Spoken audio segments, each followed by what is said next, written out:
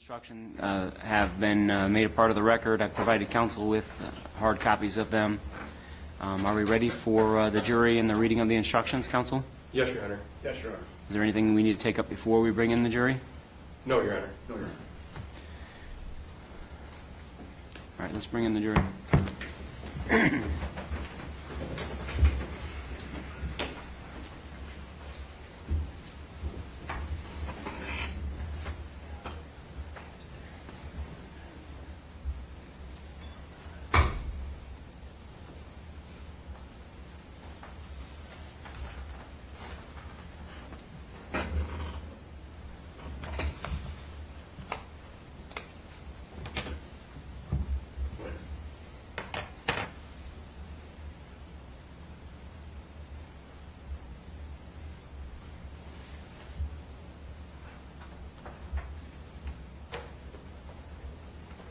All rise for the jury.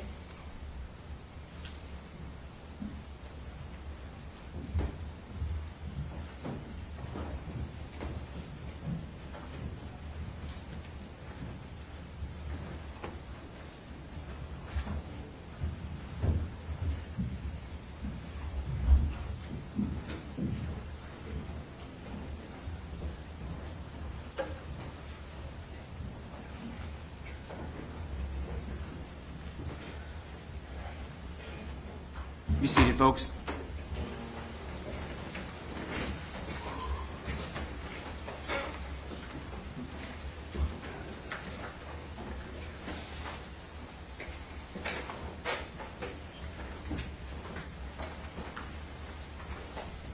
You got an extra?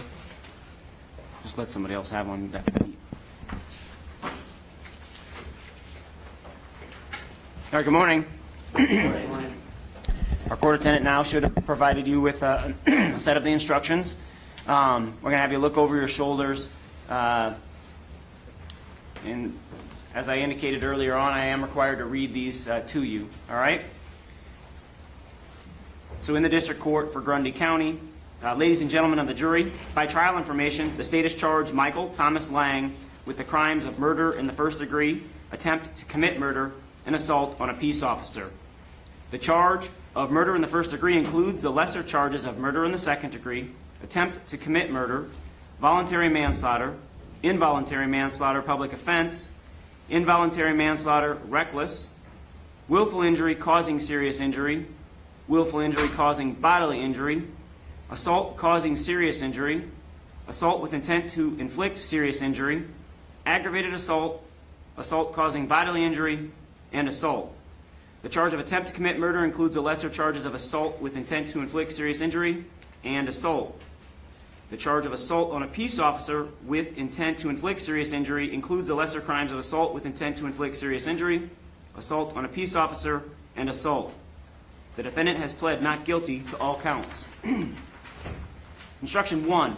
The trial information is the document that formally charges the defendant with a crime. It is merely the method by which the defendant is brought into court for trial.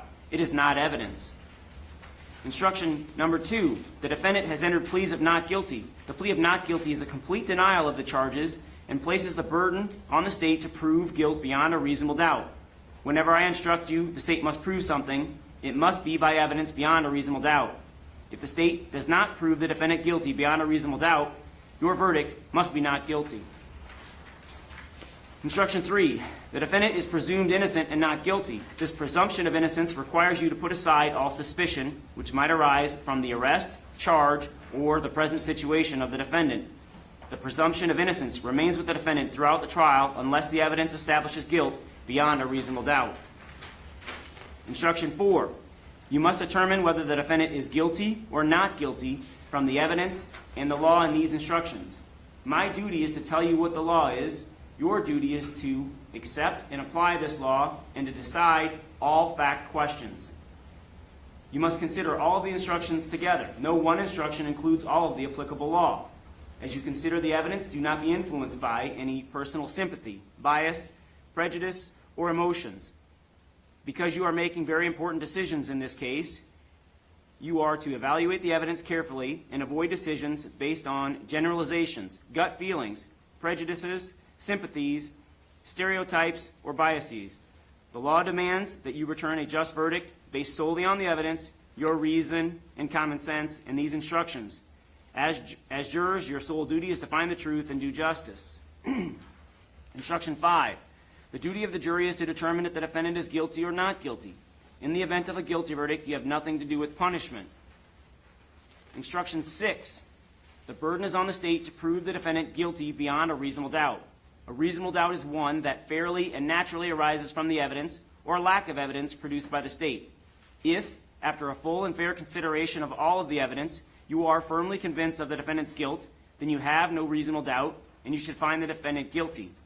But if, after a full and fair consideration of all the evidence or lack of evidence produced by the state, you are not firmly convinced of the defendant's guilt, then you have a reasonable doubt, and you should find the defendant not guilty. Instruction 7. If there is a reasonable doubt as to the degree of the crime, the defendant shall only be convicted of the crime for which there is no reasonable doubt. Instruction 8. The defendant has been charged with 3 counts. This is just a method for bringing each of the charges to trial. If you find the defendant guilty or not guilty on any one of the counts, you are not to conclude the defendant is guilty or not guilty on the others. You must determine whether the defendant is guilty or not guilty separately on each count. Instruction 9. You must base your verdict only upon the evidence and these instructions. Evidence is testimony in person, exhibits received by the court. You may examine the exhibits closely, but be careful not to alter or destroy them. Facts may be proved by direct evidence, circumstantial evidence, or a combination of both. The following are not evidence. 1. Statements, arguments, questions, and comments by the lawyers. 2. Objections and rulings on objections. 3. Testimony I told you to disregard. 4. Anything you saw or heard about this case outside the courtroom. Sometimes, during a trial, references are made to pre-trial statements and reports, witnesses' depositions, or other miscellaneous items. Only those things formally offered and received by the court are available to you during your deliberations. Documents or items read from or referred to, which were not offered and received into evidence, are not available to you. Instruction 10. Decide the facts from the evidence. Consider the evidence using your observations, common sense, and experience.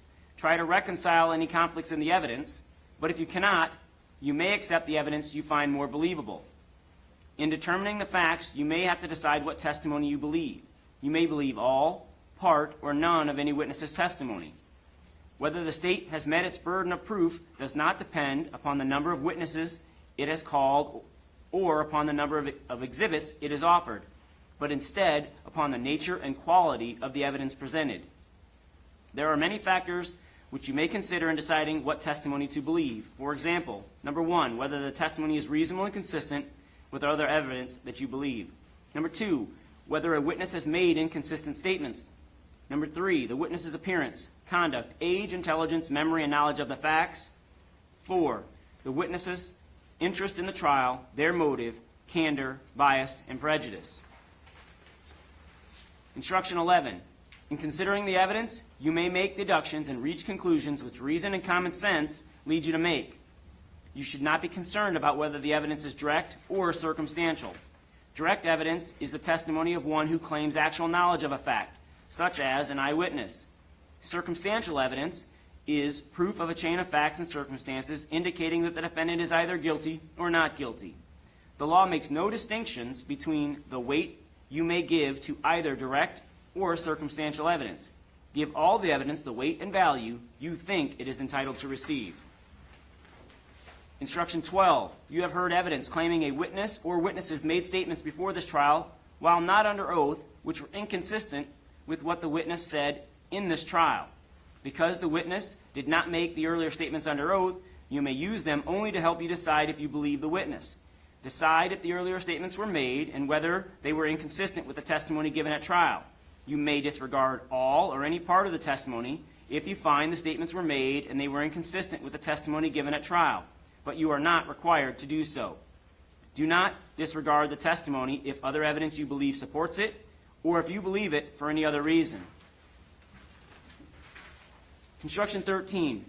Evidence has been offered to show that the defendant made statements at an earlier time and place. If you find any of the statements were made, then you may consider them as part of the evidence, just as if they had been made at this trial. Instruction 14. In this case, the defendant has not testified. The defendant is not required to testify, and no inference of guilt shall be drawn from that fact. The burden of proof remains upon the state to prove the guilt of the defendant. Instruction 15. To commit a crime, a person must intend to do an act which is against the law. While it is not necessary that a person knows the act is against the law, it is necessary that the person was aware he was doing the act and he did it voluntarily, not by mistake or accident. You may, but are not required to, conclude a person intends the natural results of his acts. Instruction 16. You have heard testimony from persons described as experts. Persons who have become experts in a field because of their education and experience may give their opinion on matters in that field and the reasons for their opinion. Consider expert testimony just like any other testimony. You may accept it or reject it. You may give it as much weight as you think it deserves, considering the witness's education and experience, the reasons given for the opinion, and all the other evidence in the case. Instruction 17.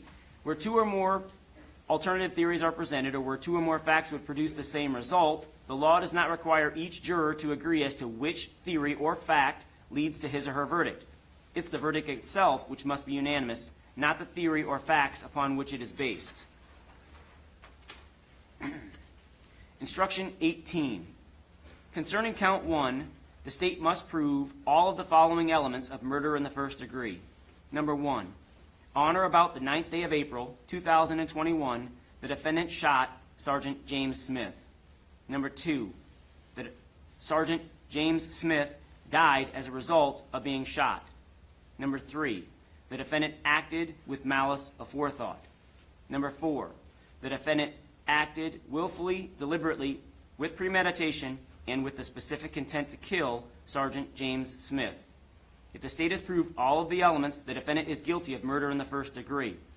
If the state has failed to prove any one of the elements, the defendant is not guilty of murder in the first degree, and you will then consider the charge of murder in the second degree explained in instruction number 27.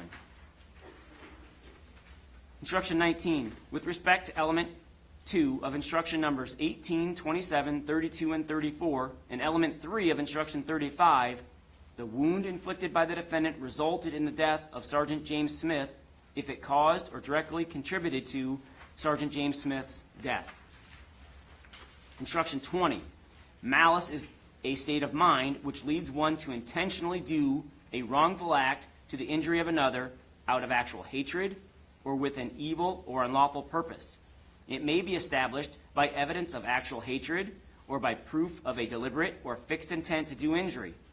It may be found from the acts and conduct of the defendant and the means used in doing the wrongful and injurious act. Malice requires only such deliberation that would make a person appreciate and understand the nature of the act and its consequences, as distinguished from an act done in the heat of passion. Malice aforethought is a fixed purpose or design to do some physical harm to another which exists before the act is committed. It does not have to exist for any particular length of time. Instruction 21. Malice aforethought may, but is not required to, be inferred from the defendant's use of a dangerous weapon. Instruction 22. If a person has the opportunity to deliberate and uses a dangerous weapon against another, resulting in death, you may, but are not required to, infer the weapon was used with malice, premeditation, and specific intent to kill. Instruction 23. You are instructed that a 12-gauge shotgun, by law, is a dangerous weapon. Instruction 24. Willful means intentional or by fixed design or purpose and not accidental. To deliberate is to weigh in one's mind, to consider, to contemplate, or to reflect. Premeditate is to think or ponder upon a matter before acting. Instruction 25. Specific intent means not only being aware of doing an act and doing it voluntarily, but in addition, doing it with a specific purpose in mind. Because determining the defendant's specific intent requires you to decide what he was thinking when an act was done, it is seldom capable of direct proof. Therefore, you should consider the facts and circumstances surrounding the act to determine the defendant's specific intent. You may, but are not required to, conclude a person intends the natural results of his acts. Instruction 26. Deliberation and premeditation need not exist for any particular length of time before the act. Instruction 27. The state must prove all the following elements of the lesser charge of murder in the second degree. Number 1. On or about the 9th day of April 2021, the defendant shot Sergeant James Smith. Number 2. Sergeant James Smith died as a result of being shot. Number 3. The defendant acted with malice aforethought. If the state has proved all of the elements, the defendant is guilty of the lesser charge of murder in the second degree. If the state has failed to prove any one of the elements, the defendant is not guilty of the lesser charge of murder in the second degree, and you will then consider the charge of attempt to commit murder explained in Instruction 29. Instruction 28. Murder in the second degree does not require the specific intent to kill another person. Instruction 29. The state must prove all of the following elements of the lesser charge of attempt to commit murder. Number 1. On or about the 9th day of April 2021, the defendant shot Sergeant James Smith. Number 2. By his acts, the defendant expected to set in motion a force or chain of events which would cause or result in the death of Sergeant James Smith. Number 3. When the defendant acted, he specifically intended to cause the death of Sergeant James Smith. If the state has proved all of the elements, the defendant is guilty of the lesser charge of attempt to commit murder. If the state has failed to prove any one of the elements, the defendant is not guilty of the lesser charge of attempt to commit murder, and you will then consider the lesser charge of voluntary manslaughter explained in Instruction 32. Instruction 30. Whenever the word attempt is used in these instructions, it means to try to do something. It makes no difference whether the person accomplished what was attempted. Instruction 31. Specific intent not only means being aware of doing an act and doing it voluntarily, but in addition, doing it with a specific purpose in mind. Because determining the defendant's specific intent requires you to decide what he was thinking when an act was done, it is seldom capable of direct proof. Therefore, you should consider the facts and circumstances surrounding the act to determine the defendant's specific intent. You may, but are not required to, conclude a person intends the natural results of his acts. Instruction 32. The state must prove all the following elements of the lesser charge of voluntary manslaughter. Number 1.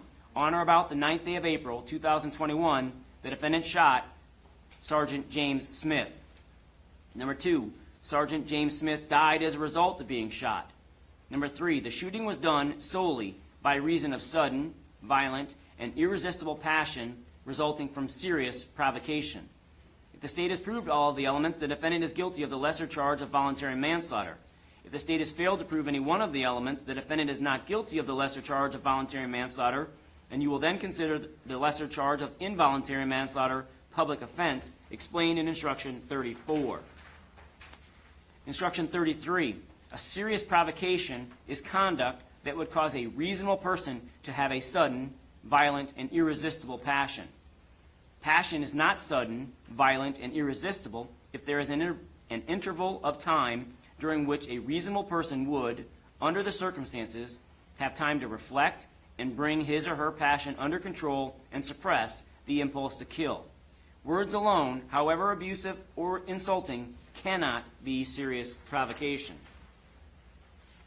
34. The state must prove all the following elements of the lesser charge of involuntary manslaughter, public offense. Number 1. On or about the 9th day of April 2021, the defendant recklessly committed the crime of assault. Number 2. When the defendant committed the crime, the defendant unintentionally caused the death of Sergeant James Smith. If the state has proved all of the elements, the defendant is guilty of the lesser charge of involuntary manslaughter, public offense. If the state has failed to prove any one of the elements, the defendant is not guilty of the lesser charge of involuntary manslaughter, public offense, and you will then consider the lesser charge of involuntary manslaughter, reckless, explained in Instruction 35. Instruction 35. The state must prove all the following elements of the lesser charge of involuntary manslaughter, reckless. Number 1. On or about the 9th day of April 2021, the defendant recklessly fired a gun. Number 2, the defendant did the act in a manner likely to cause death or serious injury. 2, by doing the act, the defendant unintentionally caused the death of Sergeant James Smith. If the state has proved all of the elements, the defendant is guilty of the lesser charge of involuntary manslaughter. If the state has failed to prove any one of the elements, the defendant is not guilty of the lesser charge of involuntary manslaughter, and you will then consider the lesser charge of willful injury causing serious injury, explained in Instruction 37. Instruction 36, a person is reckless or acts recklessly when he willfully disregards the safety of persons or property. It is more than a lack of reasonable care, which may cause unintentional injury. Recklessness is conduct which is consciously done with willful disregard of the consequences.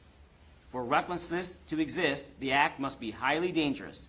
In addition, the danger must be so obvious that the actor knows or should reasonably foresee that harm will, more likely than not, result from the act. Though recklessness is willful, it is not intentional in the sense that harm is intended to result. Instruction 37. The state must prove all the following elements of the lesser charge of willful injury. Number 1, on or about the 9th day of April 2021, the defendant shot Sergeant James Smith. Number 2, the defendant specifically intended to cause a serious injury to Sergeant James Smith. Number 3, the defendant's acts caused A, serious injury to Sergeant James Smith. B, the defendant's acts caused a bodily injury to Sergeant James Smith. If the state has proved elements 1, 2, and 3A, the defendant is guilty of the lesser charge of willful injury causing serious injury. If the state has proved elements 1, 2, and 3B, the defendant is guilty of the lesser charge of willful injury causing bodily injury. If the state has not proved the elements for willful injury causing serious injury or willful injury causing bodily injury, you will then consider the lesser charge of assault causing serious injury, explained in Instruction 39. Specific intent means not only being aware of doing an act and doing it voluntarily, but in addition doing it with a specific purpose in mind. Because determining the defendant's specific intent requires you to decide what he was thinking when an act was done, it is seldom capable of direct proof. Therefore, you should consider the facts and circumstances surrounding the act to determine the defendant's specific intent. You may, but are not required to, conclude a person intends the natural results of his acts. 39.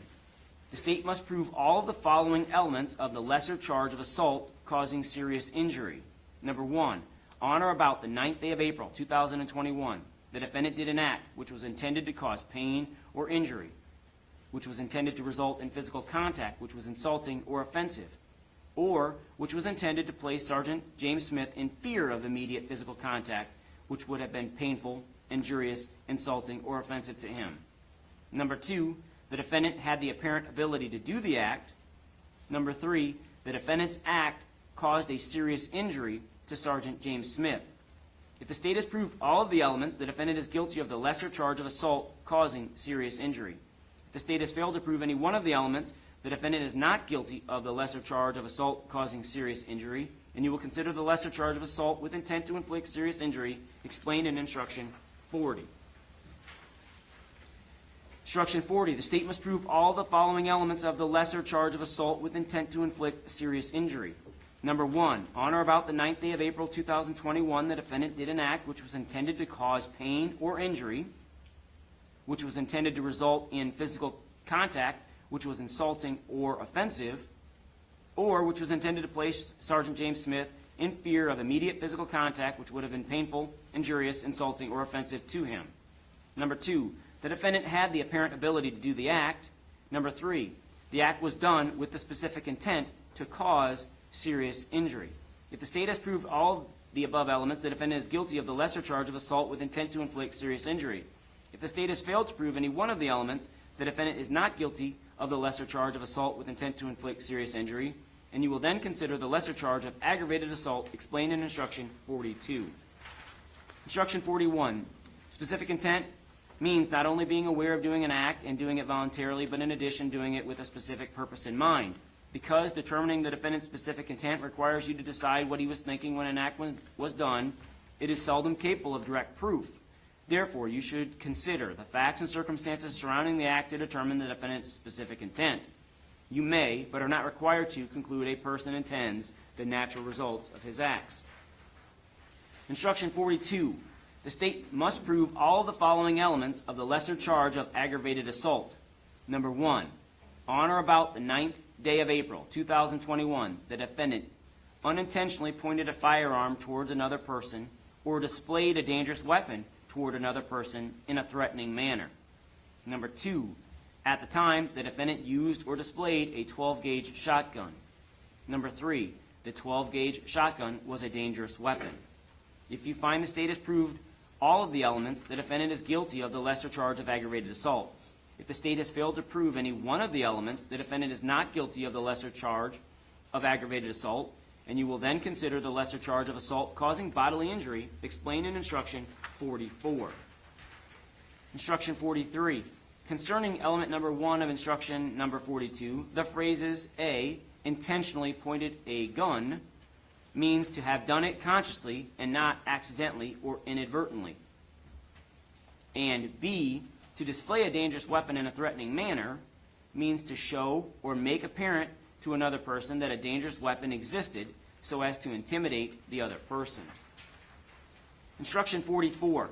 The state must prove all the following elements of the lesser charge of assault causing bodily injury. Number 1, on or about the 9th day of April, 2021, the defendant did an act which was intended to cause pain or injury, which was intended to result in physical contact, which was insulting or offensive, or which was intended to place Sergeant James Smith in fear of immediate physical contact, which would have been painful, injurious, insulting, or offensive to him. Number 2, the defendant had the apparent ability to do the act. Number 3, the defendant's act caused a bodily injury to Sergeant James Smith. If you find the state has proved only elements 1, 2, and 3, the defendant is guilty of the lesser charge of assault causing bodily injury. If you find the state has proved only elements 1 and 2, the defendant is guilty of the lesser charge of assault. If you find the state has failed to prove elements 1 or 2, the defendant is not guilty. Instruction 45. Apparent ability means a reasonable person in the defendant's position would expect the act to be completed under the existing facts and circumstances. Instruction 46. The term bodily injury means physical pain, illness, or any impairment of the physical condition. Instruction 47.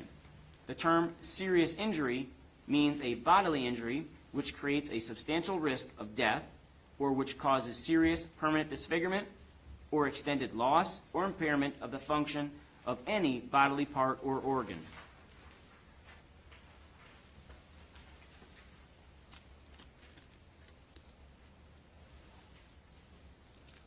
All right, Instruction 48. Concerning count 2 of the trial information, the state must prove all the following elements of attempt to commit murder. Number 1, on or about the 9th day of April, 2021, the defendant shot at Chash Ocean. Number 2, by his acts, the defendant expected to set in motion a force or chain of events which would cause or result in the death of Chash Ocean. Number 3, when the defendant acted, he specifically intended to cause the death of Chash Ocean. If the state has proved all the elements, the defendant is guilty of attempt to commit murder. If the state has failed to prove any one of the elements, the defendant is not guilty of attempt to commit murder, and you will then consider the lesser charge of assault with intent to inflict serious injury explained in instruction number 50. Instruction 49, specific intent means not only being aware of doing an act and doing it voluntarily, but in addition doing it with a specific purpose in mind. Because determining the defendant's specific intent requires you to decide what he was thinking when an act was done, it is seldom capable of direct proof. Therefore, you should consider the facts and circumstances surrounding the act to determine the defendant's specific intent. You may, but are not required to, conclude a person intends the natural results of his acts. Instruction 50. The state must prove all of the following elements of the lesser charge of assault with intent to inflict serious injury. On or about the 9th day of April, 2021, the defendant did an act which was intended to cause pain or injury, which was intended to result in physical contact, which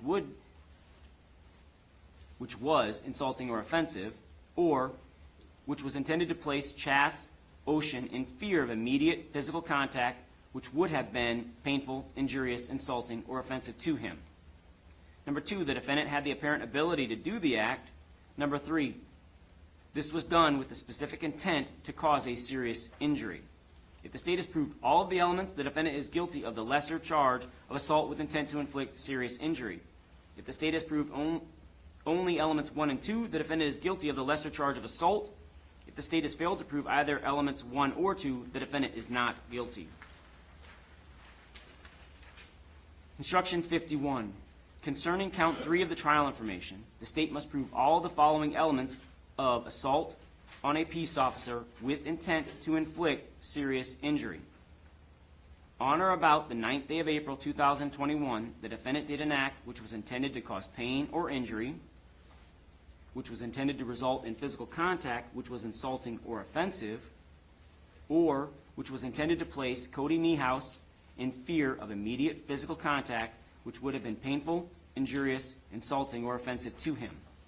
Number 2, the defendant had the apparent ability to do the act. Number 3, the act was done with the specific intent to cause a serious injury. Number 4, at the time of the act, Cody Niehaus was a peace officer. And 5, at the time of the act, the defendant knew Cody Niehaus was a peace officer. If the state has proved all of the elements, the defendant is guilty of assault on a peace officer with intent to inflict serious injury. If the state has proven only elements 1, 2, and 3, the defendant is guilty of assault with intent to inflict serious injury. If the state has proven only elements 1, 2, 4, and 5, the defendant is guilty of assault on a peace officer. If the state has proven only elements 1 and 2, the defendant is guilty of assault. If the state has failed to prove either elements 1 or 2, the defendant is not guilty. Instruction 52, specific intent means not only being aware of doing an act and doing it voluntarily, but in addition doing it with a specific purpose in mind. Because determining the defendant's specific intent requires you to decide what he was thinking when an act was done, it is seldom capable of direct proof. Therefore, you should consider the facts and circumstances surrounding the act to determine the defendant's specific intent.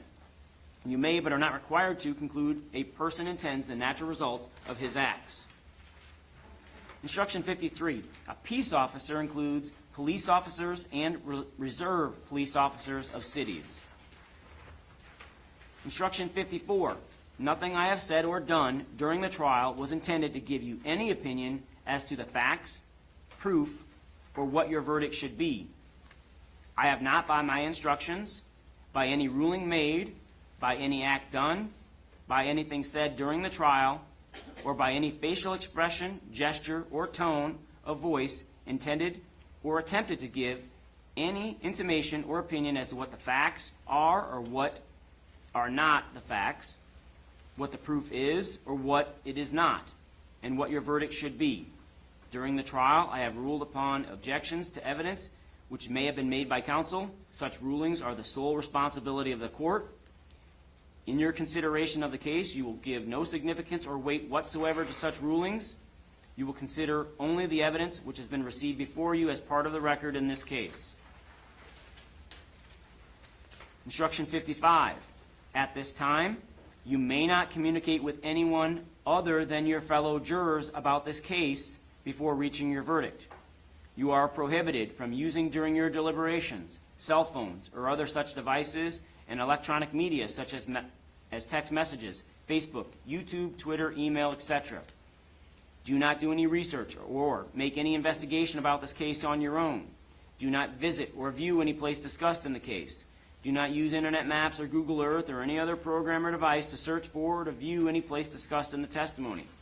Also, do not research any information about this case, the law, or the people involved, including the parties or the witnesses.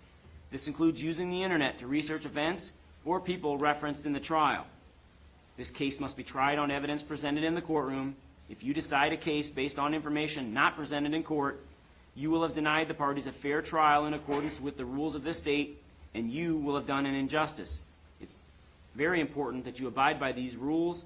Failure to follow these instructions may result in the case having to be retried and could result in you being held in contempt and punished.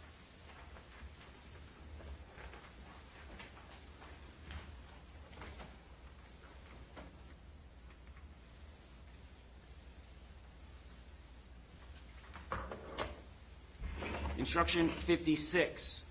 Occasionally, jurors want to ask a question after they begin deliberating. I have prepared these instructions after carefully considering the case with the attorneys. I have tried to use language which is generally understandable. Usually, questions about instructions can be answered by rereading them.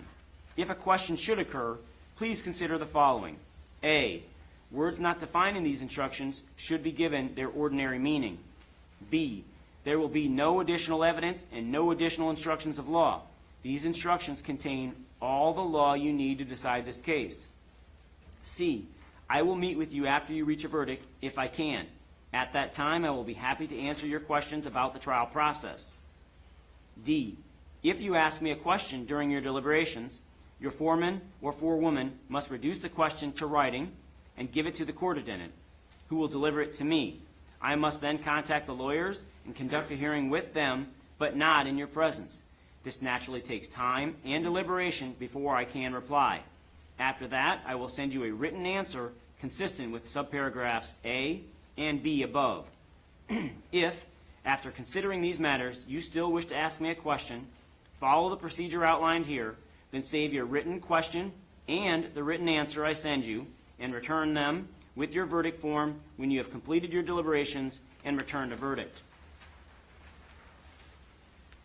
Instruction 57. During the trial, you've been allowed to take notes. You may take these with you to your jury room to use in your deliberations. Remember, these are notes and not evidence. Generally, they reflect the recollection and impressions of the evidence as viewed by the person taking them and may be inaccurate or incomplete. Upon reaching a verdict, leave the notes in the jury room and they will be destroyed.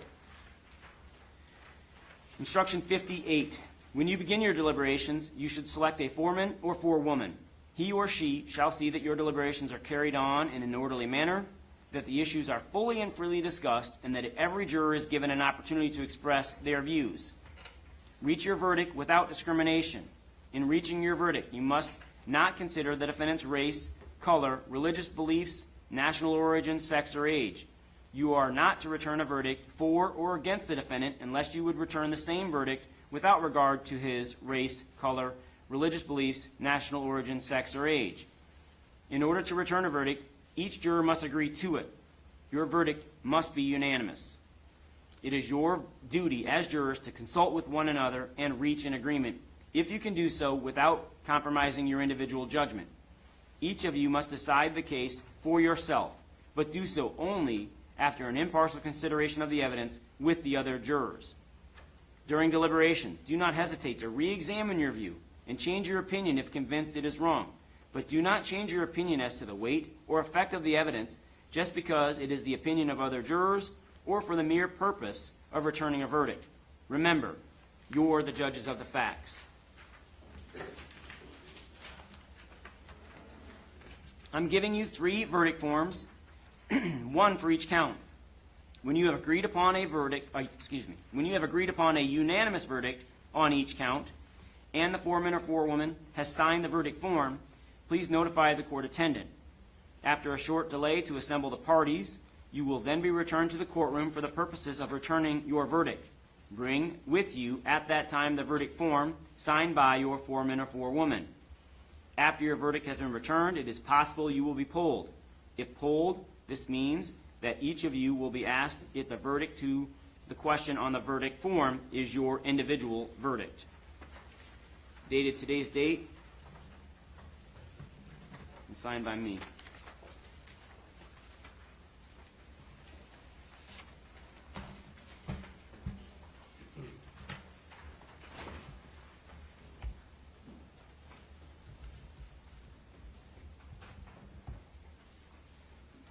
All right, before we begin the next phase, folks, of the actual closing arguments, because I really don't want to interrupt counsel during their closings, if anyone needs to take a brief recess now, just raise your hand and we'll take a 5-minute break if necessary, just to let folks use the restroom or whatever.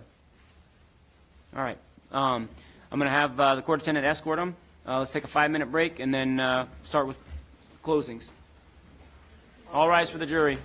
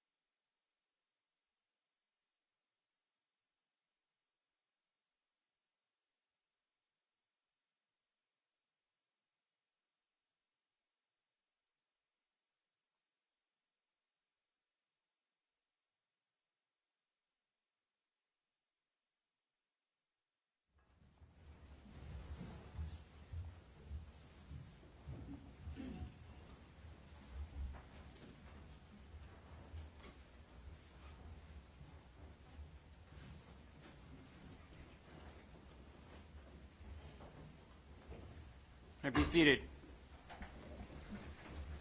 Okay, ladies and gentlemen, it's now time for counsel for each side to present their closing arguments or summations of the evidence.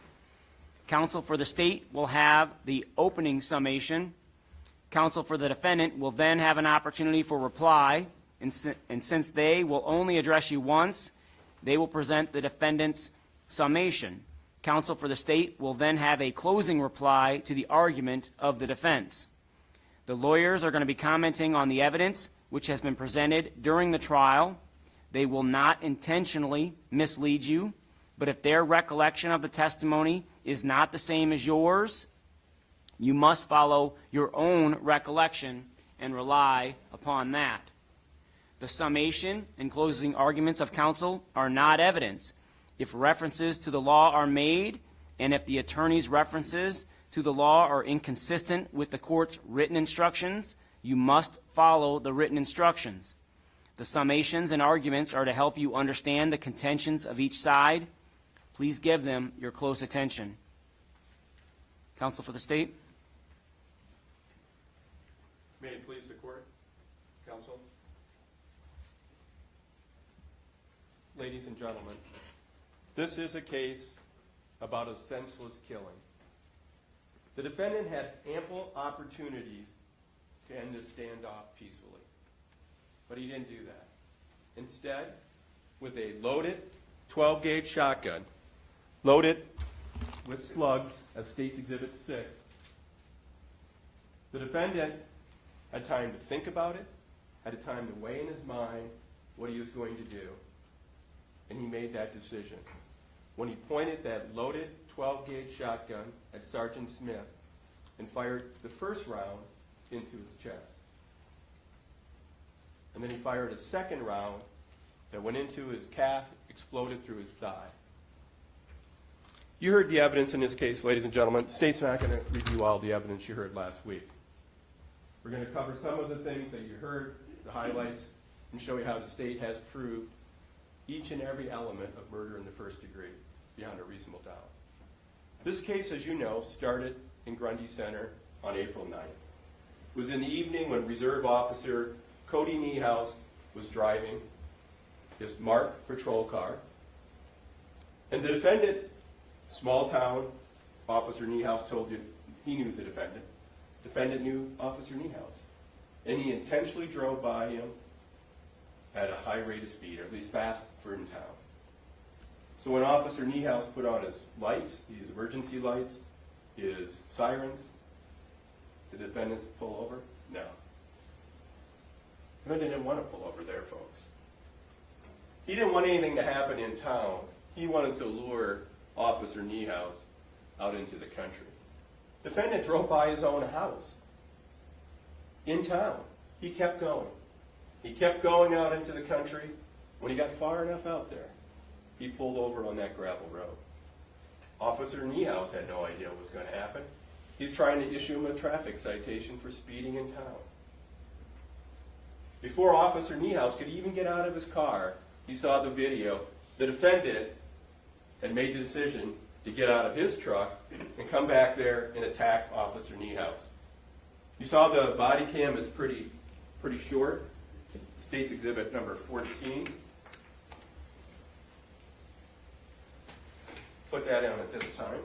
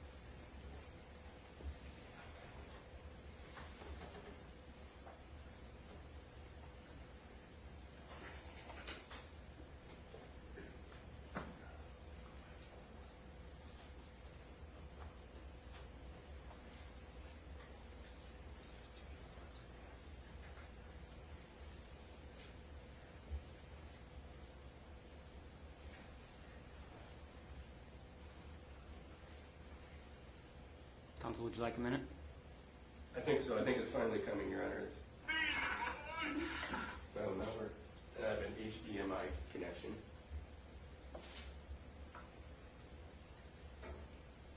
Okay, folks, I'm going to give them a minute just because I've been there. It's a lot easier to do something when folks aren't breathing over your shoulder with the pressure on. So why don't we go back to your room? Once we get this technical issue resolved, we'll bring you right back in, okay? Heed the admonition during this break, even though I've told you kind of in the instructions you can talk amongst yourselves, but not anyone else. That's true once this case is finally submitted, but even for the time being, you still can't even talk amongst yourselves, okay, about this case. All rise for the jury.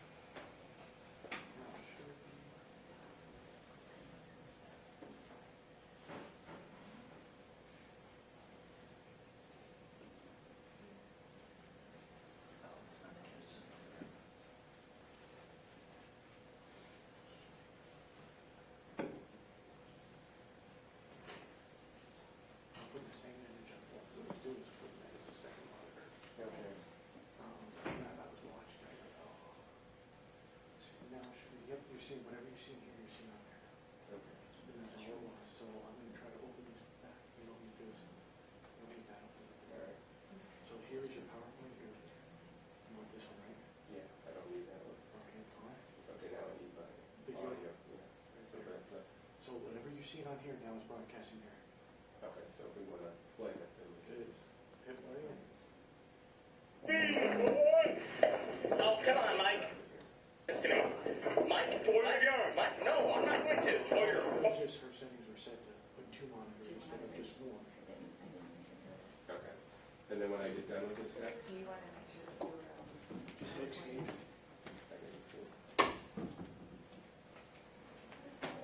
or do I have to have it play again?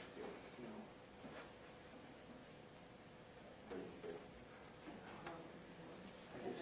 But you won't be here, so you know what you're doing. I've just seen why it won't want to do that. So I'm just going to control that and I just click on it. So it's just a non-control. Windows. Windows.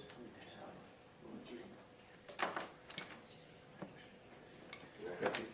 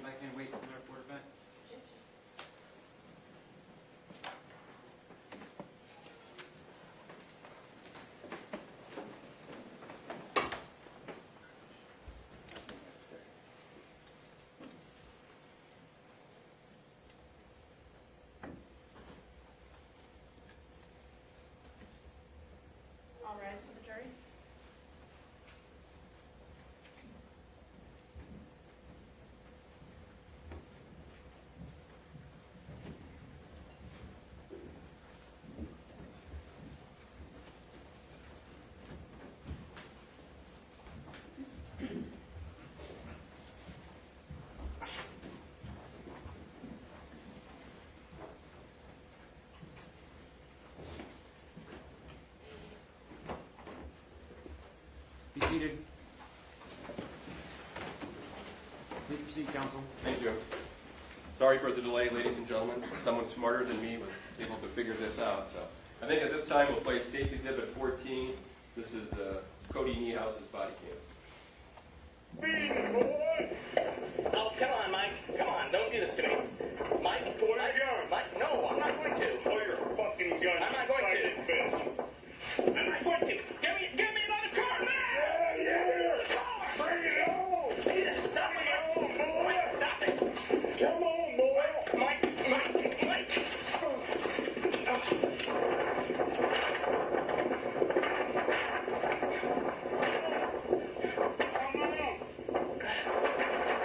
Mike, help me out, please.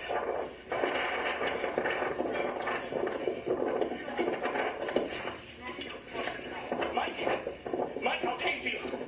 Mike, don't make me do it, please.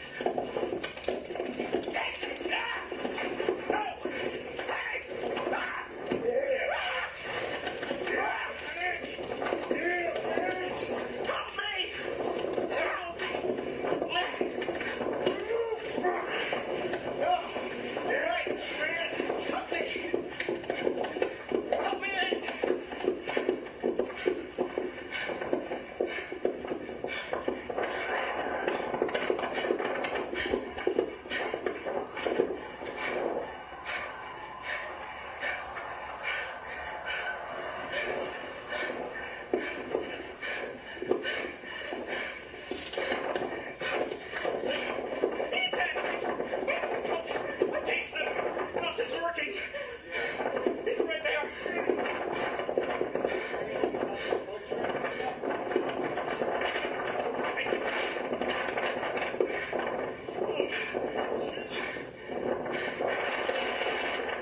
Oh my God.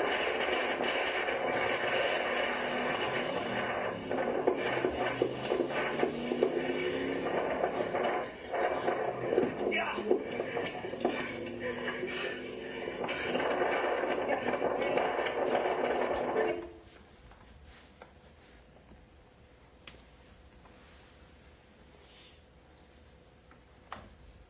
Stop it there, ladies and gentlemen.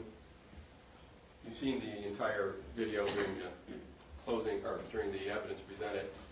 What was clear there is Officer Niehaus was being attacked, and fortunately, Mike Dorothy arrived and interrupted. And then, when Deputy Broom arrived, you saw Deputy Broom indicate, "Put your hands up." The defendant said no, or he didn't respond, and just got in his truck. But before he did, what he told them was, "Come get me." And that's what Deputy Broom did. He followed the defendant. He tried to catch up to the defendant, but he lost the defendant. But he knew it was possible the defendant would go to his house, so that's where he went. And when Deputy Broom arrived, the defendant was out of his truck already, went into his house. In State's Exhibit 2, you'll see, he went into his house, and at that point, Deputy Broom, waited for backup.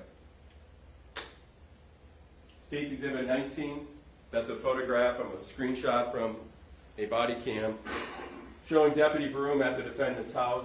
You got the walk-in garage door, which on State's Exhibit 2, and then you have the front door. Deputy Broom awaits, and Deputy Anderson arrives. When they both get there, they knock on the front door, they knock on the walk-in door. No response.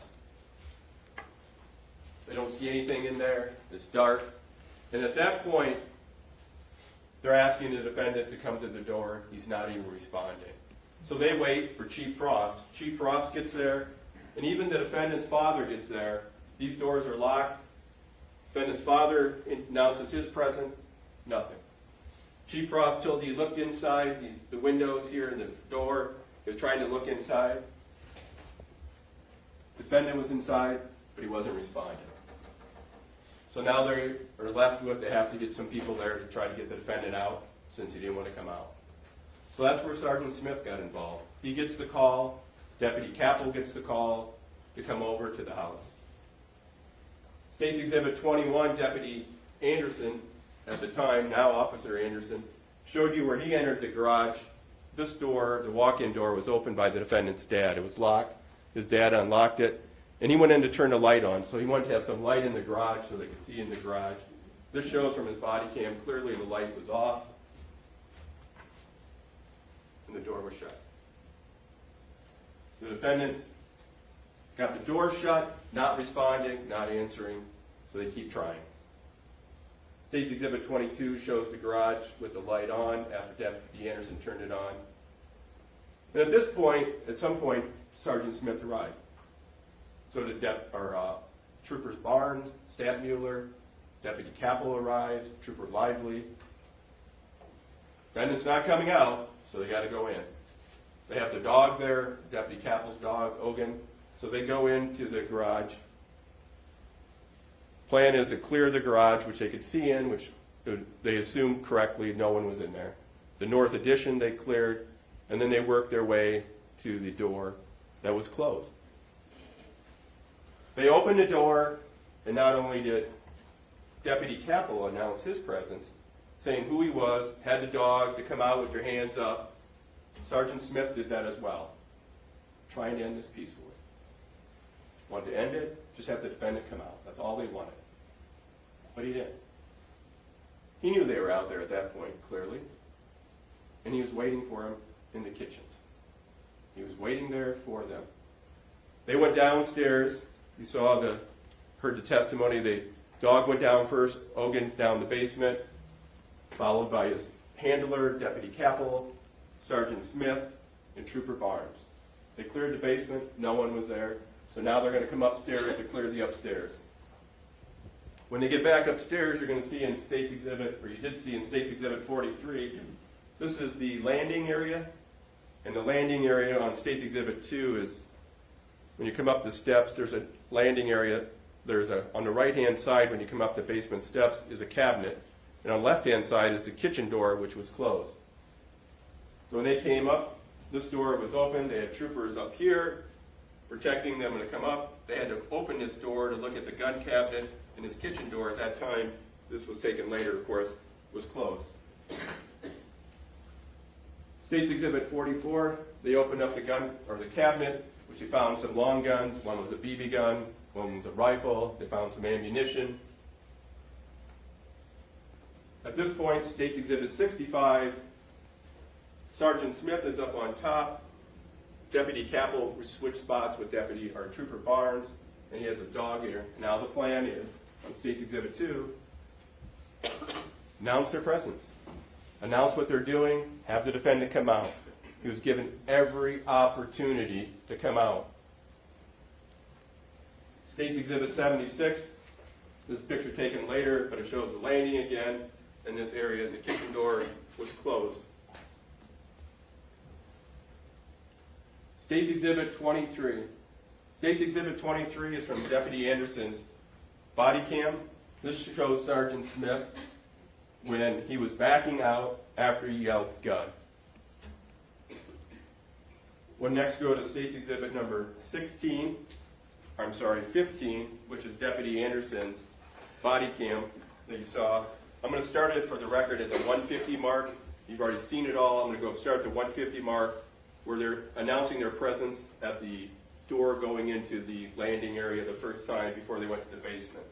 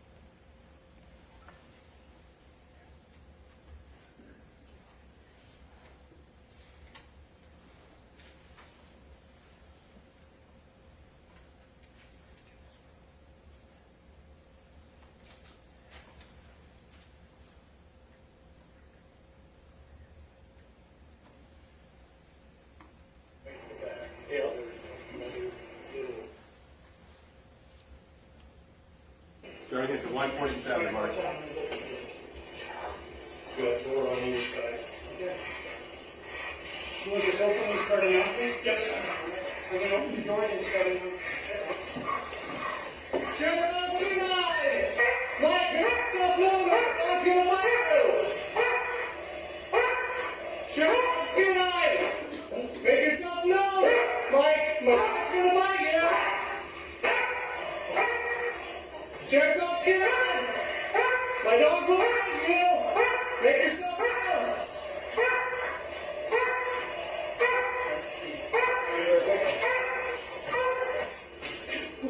Mike, you need to come out and show us your hands now, or you will get bit. Nobody's hurt if you comply. Everything will be all right.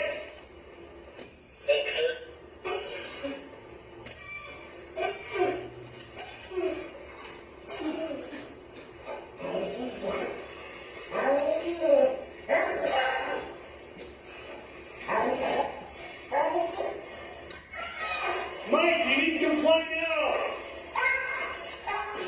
Come on with your hands up. What is this going to this side? No, I guess that's a bathroom to the right. It looks like steps up and it's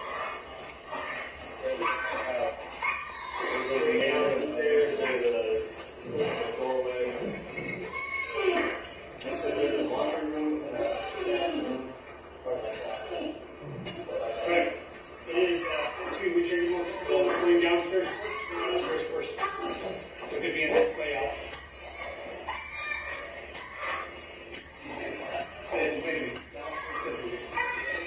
Yeah.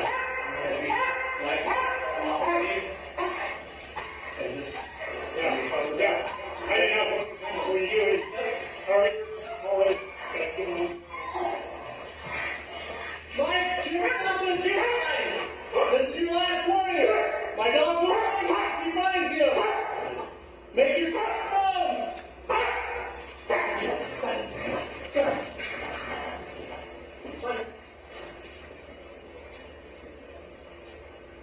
If you come with me, you watch these doors and follow them. Okay, Dogs in the basement. It's at the 427 mark. I'm going to move it forward, since you've seen this already, to the 725 mark. This is where they cleared the basement and they're coming back up.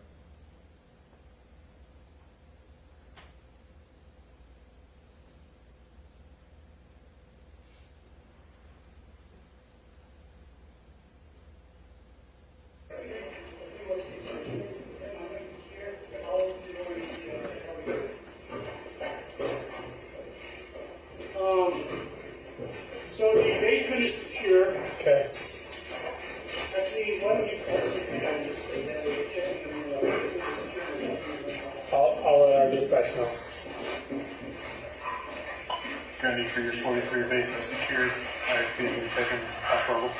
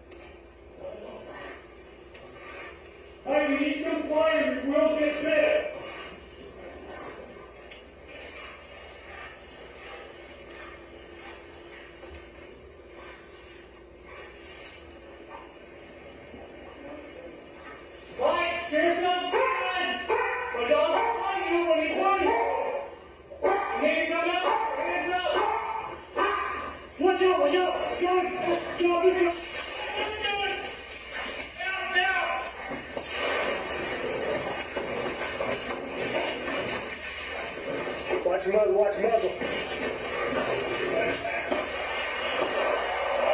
Shut.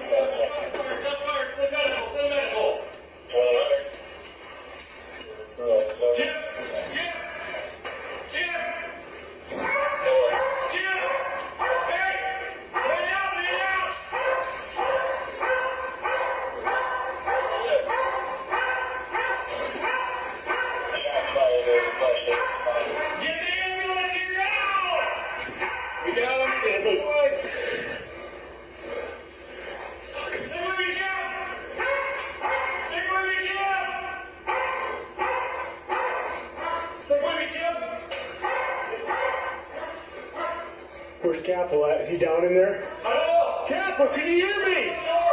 Capo, can you hear me? Capo, can you hear me? Yeah, I can hear you. Okay, are you safe? Where you at?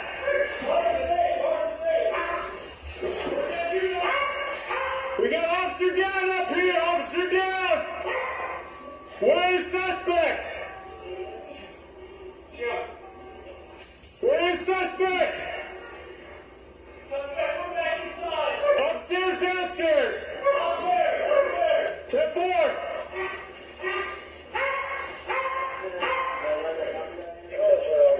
10-4. Come on, everybody. Go to Frost and G. Right there. I'll be Frost and G for safety. Hey, where's that other ISP with the rifle behind? Is he behind me? Where's he at? I need somebody else behind me. I got a bad angle. That's it. One down inside. You got Captain downstairs yet? Yep. Need your med pack. Need the med pack. Get out of my fucking house. Go over here.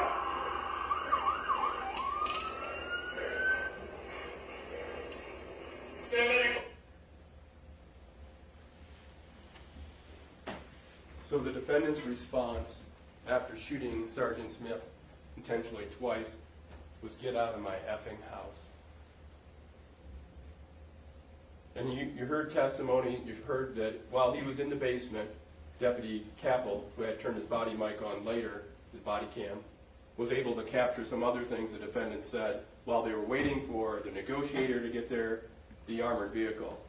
I'll try one more video if I have success. It'll be the last video. It'll be State's Exhibit number 16, Deputy Capel's body cam. It's about 3 minutes.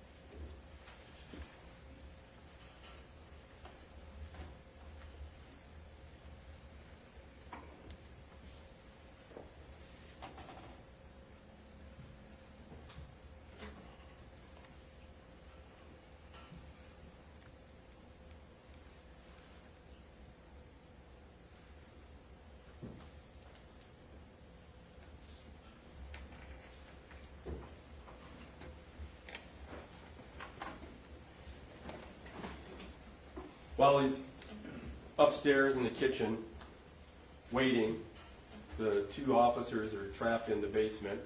And finally, as you heard, the armored vehicle was brought in, the Bearcat, but also a negotiator. Negotiator tried several times to get the defendant to come out. At one point, he started to come out of the door. He didn't come out with his hands up. He had his back to the door and then went back in. At that point, the Bearcat was starting to make entrance to the house, broke the window, went over by the door. When it backed up, the defendant was upset. He was upset clearly with the driver of the Bearcat, Chaff's Ocean, because he was hitting his house because he wouldn't come out. And what does he respond with? Another slug. And where does he shoot? He shoots right at the Bearcat. He hits it in the windshield. State's Exhibit 67.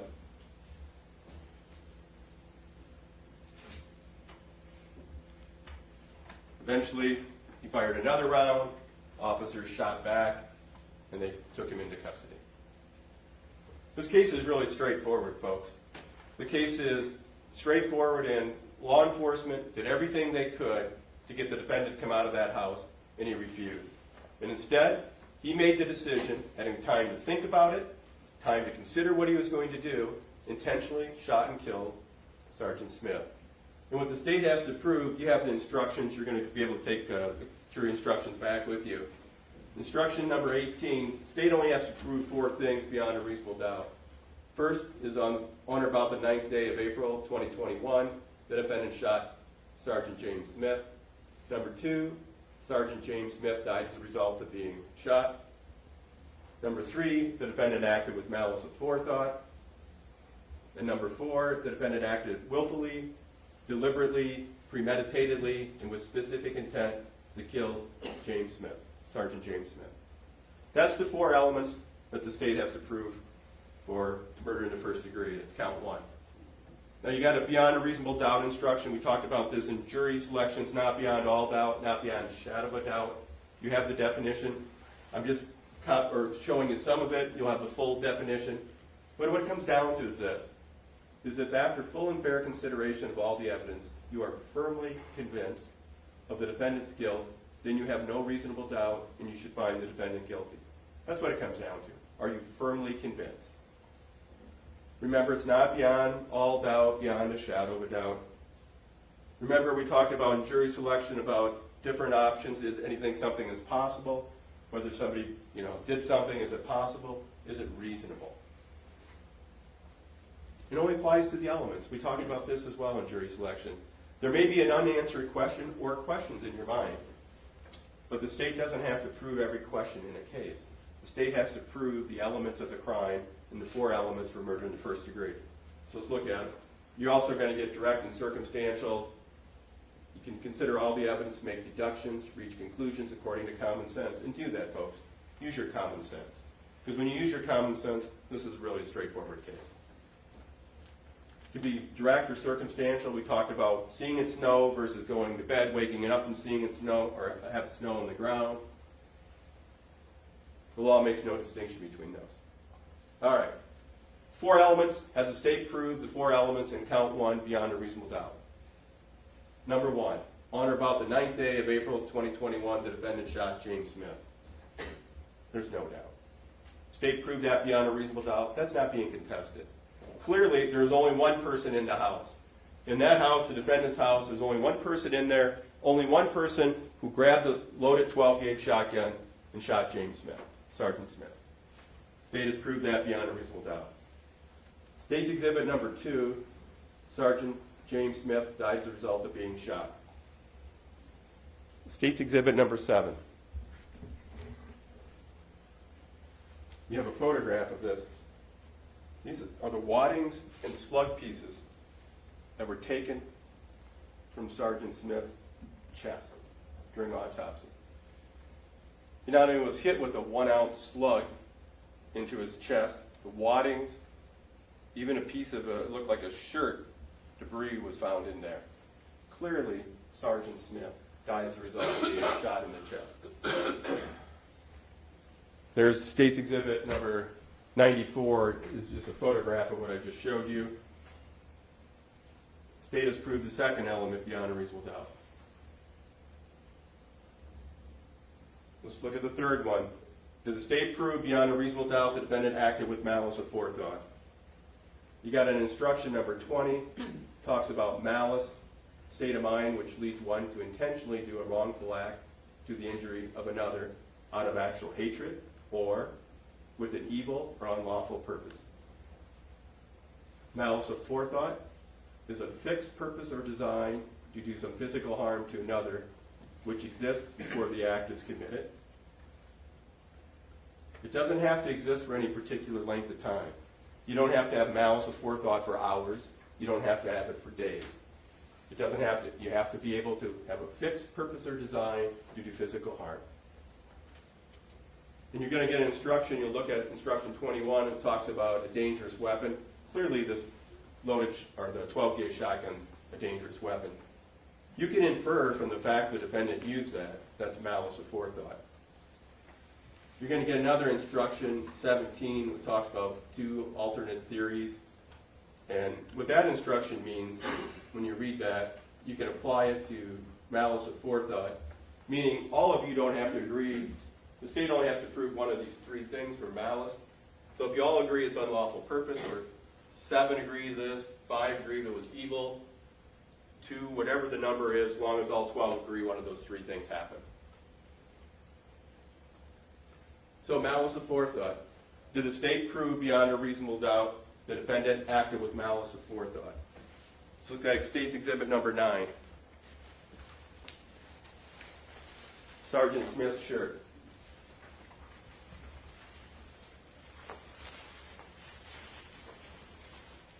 When you take a loaded shotgun with a slug and you shoot somebody in the chest, look at that. Is that a fixed purpose or design to do some physical harm to another? Absolutely. This says malice all over it. The defendant had malice of forethought. The state proved the third element beyond a reasonable doubt.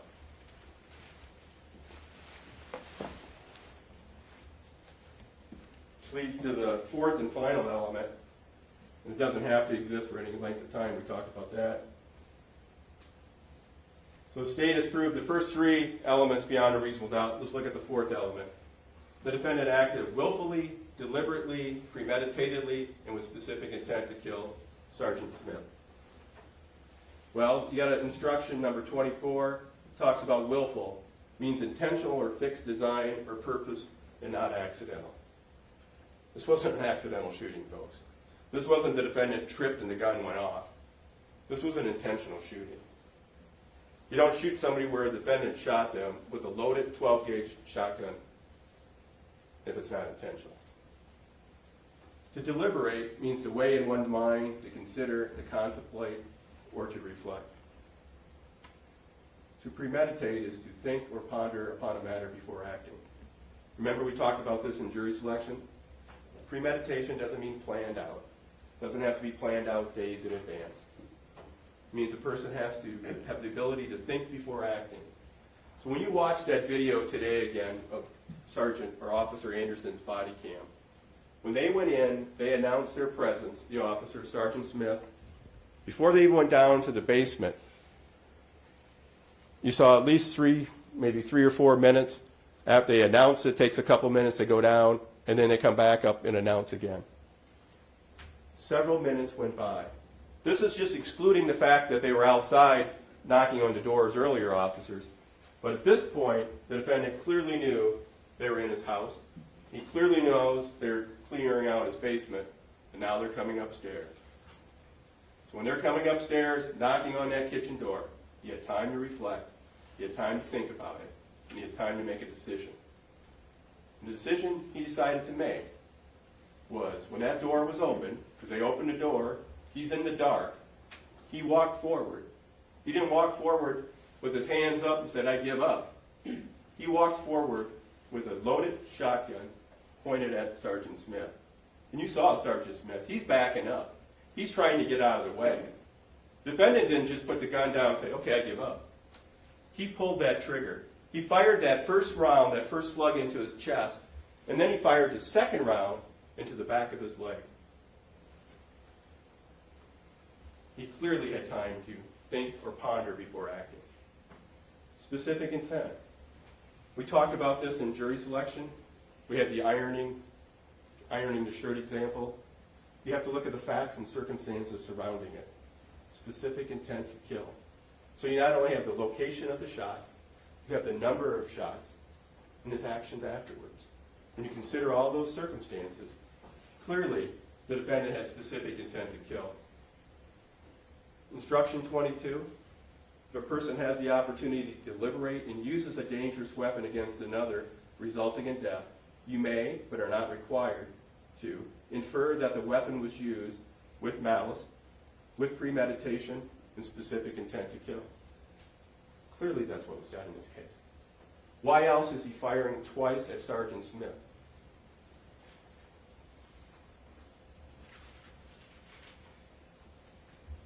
The state has proved each and every element of murder in the first degree beyond a reasonable doubt, and the defendant is guilty of murder in the first degree.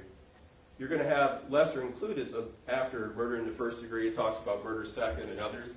You can ignore those if you believe the state has proved each and every element of murder in the first, which we have. So you can go right to count 2. State has proved in count 1 the defendant's guilty of murder in the first. So then for count 2, you can skip to instruction 48. This is for the attempt to commit murder on Chass Ocean. Same situation. First element, the defendant shot at Chass Ocean. No dispute there. State has proved that beyond a reasonable doubt. Second is, by his acts, the defendant expected to set in motion a force or chain of events which would cause or result in the death of Chass Ocean. When you fire a loaded 12-gauge shotgun at a windshield because you're mad because the person's hitting your house, at the windshield, where Chass Ocean told you his head was right behind the windshield, that's what he's doing. He's setting in motion a chain of events which would result in the Chass Ocean's death. And he specifically intended to do that. That's why you shoot at a windshield of a driver of a car or a vehicle. In this case, the defendant wanted not to keep hitting his house. That's what the defendant decided to do. The state has proved each and every one of those elements beyond a reasonable doubt, which just leaves the third count. Assault on a peace officer with intent to inflict serious injury. This first one's wordy, so when you go back there you can read it. But did the defendant intend to cause pain or injury to Reserve Officer Niehaus? You saw the video. That's a no-brainer, clearly. Second element, the defendant had the ability to do the act. He clearly did. You saw him doing it out there. The act was done with specific intent to cause a serious injury. You got a definition for serious injury on 47. You can look that up. The defendant was choking. This is after he's been tased and pulls out the barbs. He was choking Reserve Officer Niehaus. He took him to a remote area. He lured him out there. He got him where he wanted, and he was choking him. It was only because a civilian, Mr. Dorothy, pulled his truck closer to the defendant as he was choking that Officer Niehaus was able to get away. Clearly, at the time of the act, Cody Niehaus was a peace officer. That's not even being contested. And at the time of the act, the defendant knew Cody Niehaus was a peace officer. And Officer Niehaus told you he knew the defendant. It was clear the defendant knew him when he approached him. You could tell he's telling him, Mike, he's saying stuff like that, don't do this. Point being is the state has proved each and every one of those elements beyond a reasonable doubt. Ladies and gentlemen, on behalf of my co-counsel, myself as well, we'd like to thank you for your time in this case. And appreciate, and really our system would not work if it wasn't for you willing to give up your time and a lot of things you'd rather be doing than being here. But our system only works if you're able to do that. In this case, the state has proved beyond a reasonable doubt the defendant is guilty of murder in the first degree, is guilty of attempt to commit murder, and is guilty of assault on a peace officer with intent to inflict serious injury. Thank you very much for your time.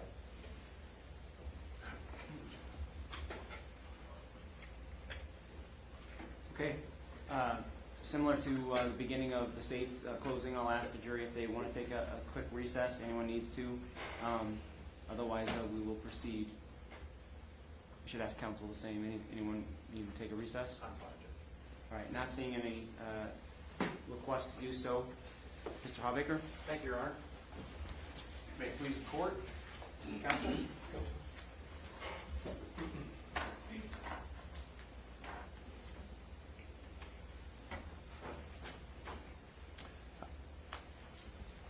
Good morning. I agree with Mr. Hamron on the last point, and that is to thank you. And this service is incredibly important. And what we're asking of you, there's really nothing more important to help our system of criminal justice function. So I do thank you for that. I don't get to talk to you again.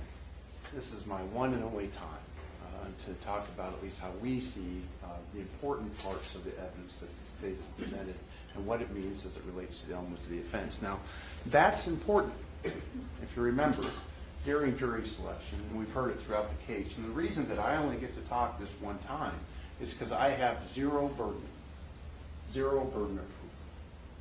The state has the burden of proof. And we talked about what that meant during jury selection. In other words, the bar, the high jump example, that each and every one of you, individually, as 12 people, have to be convinced, not just convinced, firmly convinced, which is to say that any reasonable doubt, you don't have to share them. You could have 12 different reasonable doubts. You could have 24 different reasonable doubts. Every single one of those reasonable doubts has to be resolved amongst all of you when you deliberate in order for you to be firmly convinced and convict somebody of a crime, any crime, but importantly, this crime.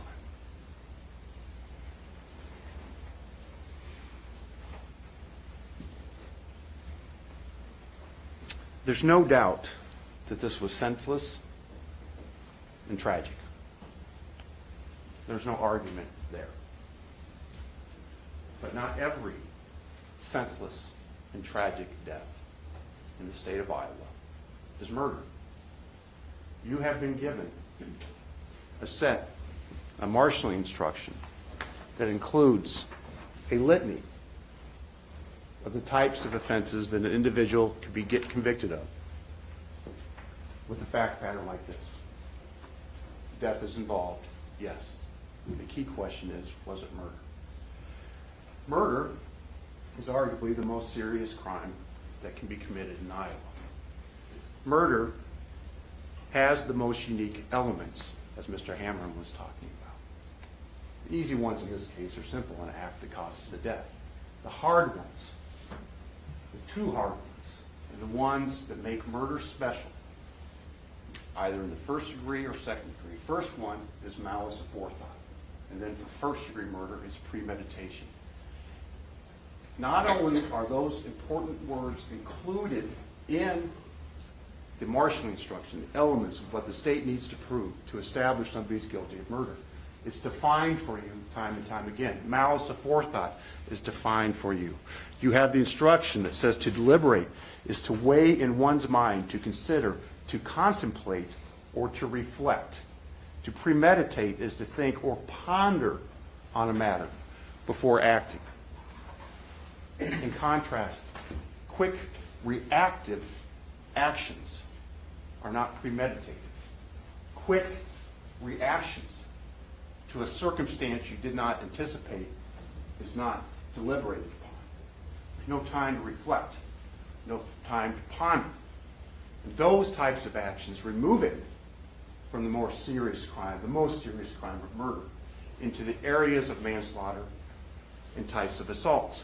That's why Iowa law gives you that long list of alternatives if the state has failed to prove those key elements before 12 people can reach an agreement to convict somebody of the crime of murder.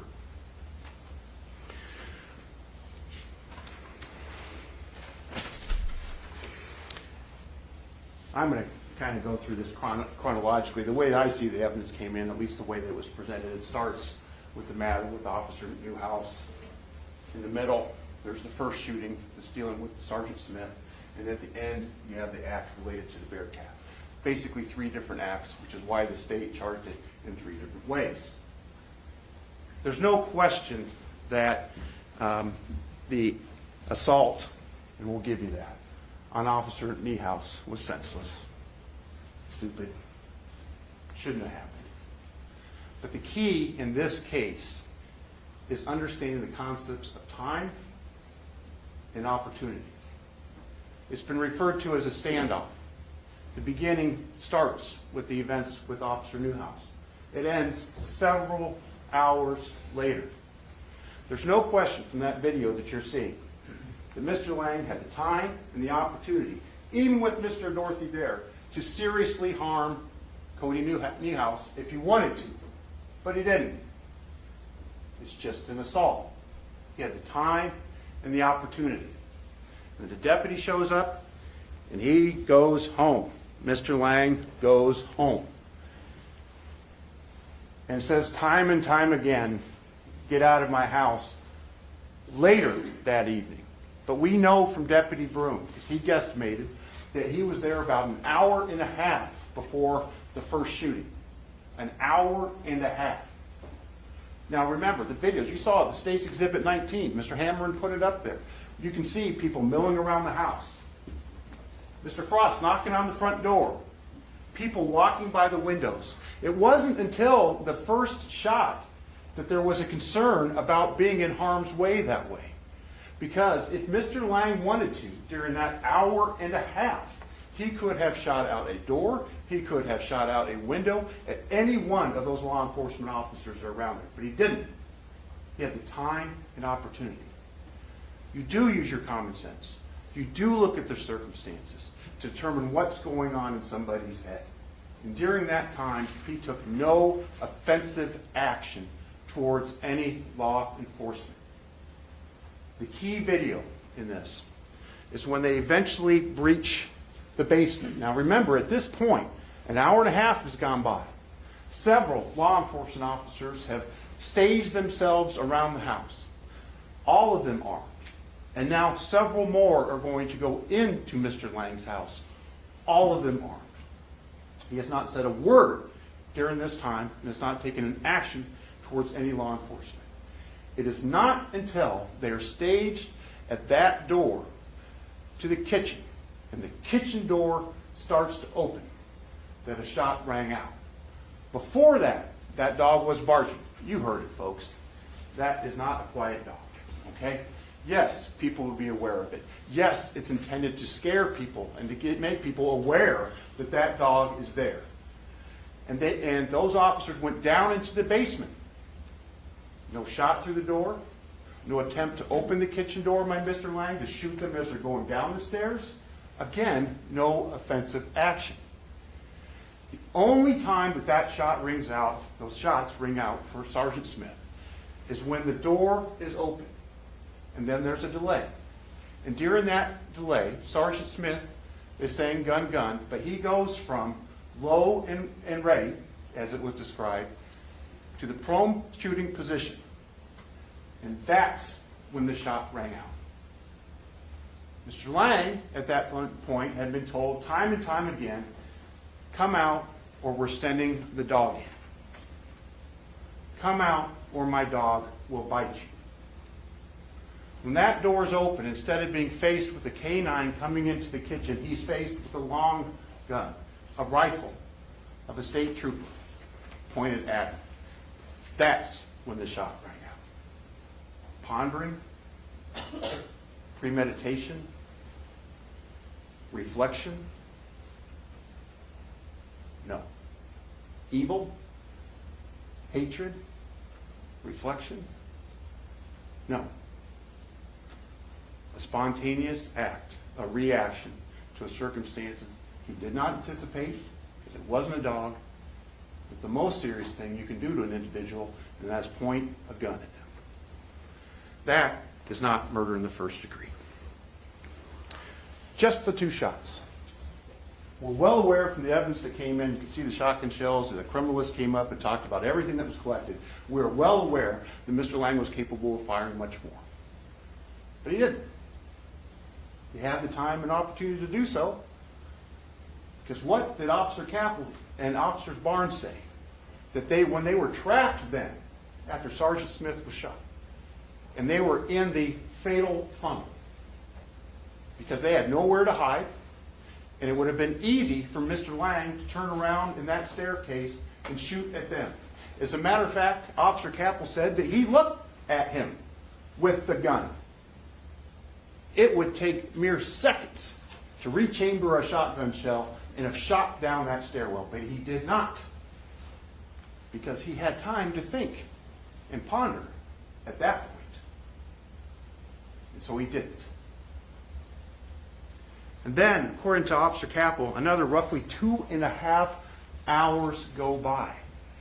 Another 2.5 hours, all total roughly 4 hours.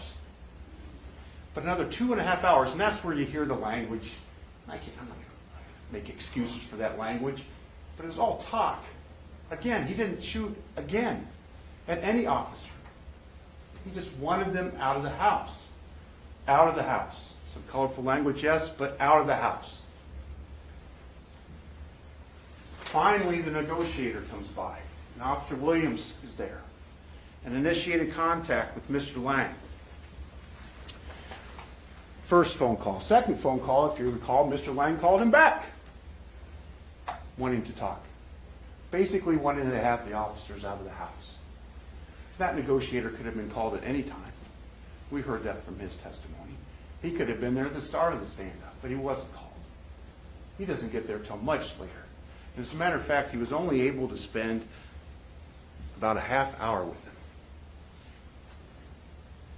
You could sense from the testimony that he wished he'd had more time, because his ultimate goal is the peaceful resolution of these standoffs. And it was starting to happen. That testimony of Officer Williams is critically important because he remembers the timings of the events. He was in that Bearcat as well, ultimately. And what had happened is that they had the Bearcat, which kind of looks like a tank now, as well as all these officers outside of Mr. Lang's property. And they had tapped on the window or broken the window with that battering ram. At some point, Officer Williams says that Mr. Lang is starting to waver, that he believes he's making headway with him and getting through to him to convince him to come out of the house. In fact, opens the door. Doesn't see that he has a gun, but can't say that he doesn't have a gun. All right? And thinking that he needed to go back and get his tennis shoes or something to that effect. But it looks like there's headway because the prior 3.5 hours, he hadn't come to the door. And now he had. But for some reason, the TAC team was antsy, according to Officer Williams. And they started to rip the front of that house off. And you can see what impact that had on the front of that structure. You can imagine, you heard the testimony of Officer Capel down the basement, the noise that would be associated with that. And when that started to happen, the door shuts, and then there's a shot at the Bearcat. By all accounts, there's 2 shots up there. We only know where one went, lodged in the windshield of the Bearcat. They're assuming that was an aim. We don't know where the second one went. That's just an effort to get the Bearcat away, not to kill. But again, just reactive. He was going to come out. And then they pushed ahead anyway.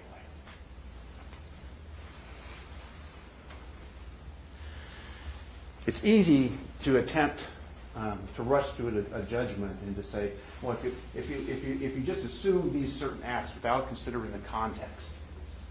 All right? But that's not what the law requires of you. Just as much as first-degree murder requires deliberate, premeditated, the ability to ponder, you are going to be asked to deliberate, reflect, think upon those specific instances, those specific moments that led to those 4 shots over that nearly 4-hour period. And when you do, and when you take that time, we would ask that you return the verdict that the law and the facts of this case require. Not guilty of first-degree murder. Not guilty of attempted murder. And guilty of assault. At best, it's a form of manslaughter for the state, but they have not reached the threshold where you can convict somebody of any crime that involves the word murder. Thank you.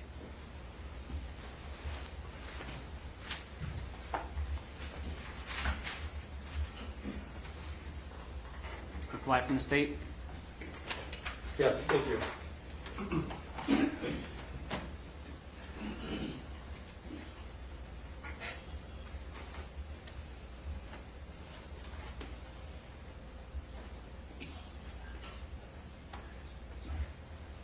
May it please the court, counsel.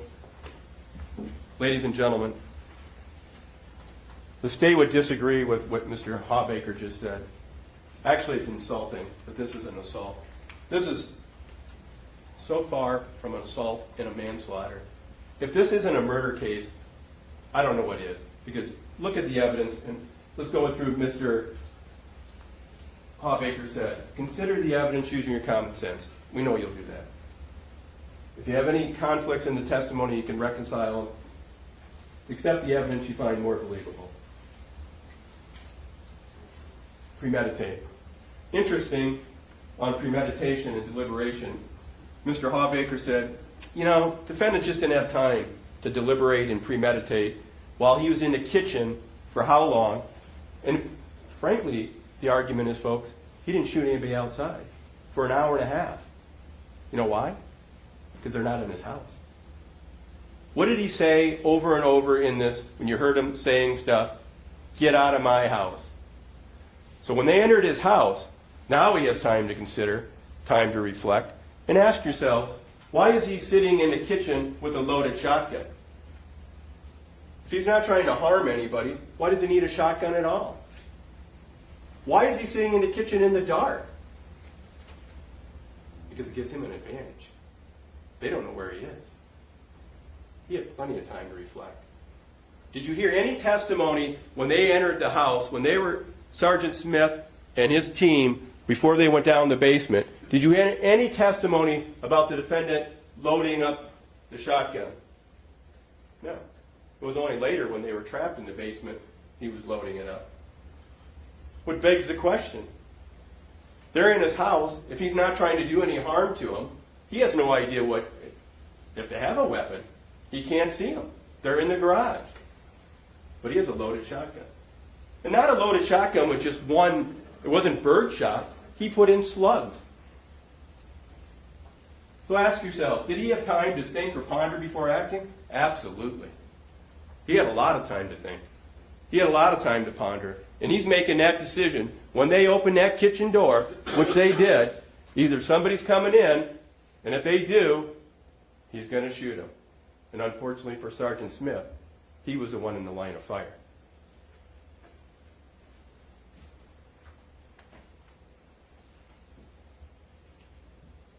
Nothing in premeditation shows, it's not motive.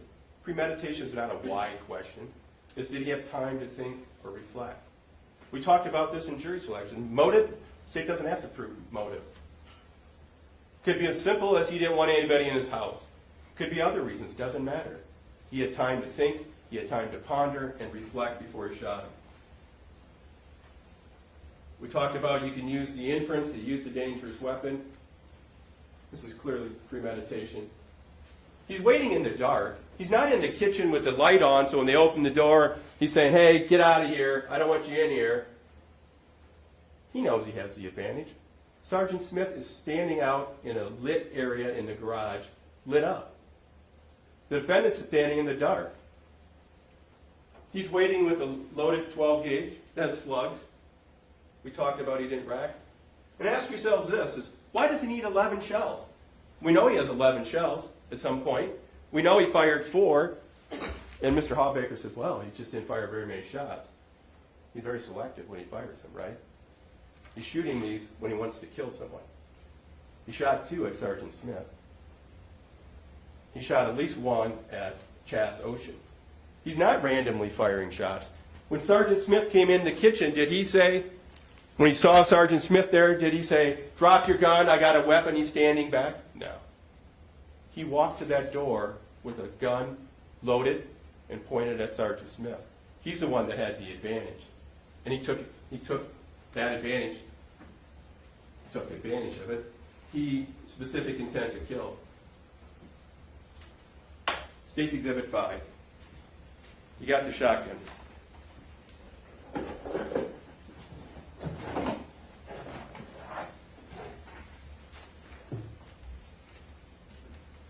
So you have the shotgun, and I think the way Mr. Tate explained it is, the way this shotgun works is after you fire, if you push this button in, if I can do it right, you have to pull around, and that's going to eject the shell.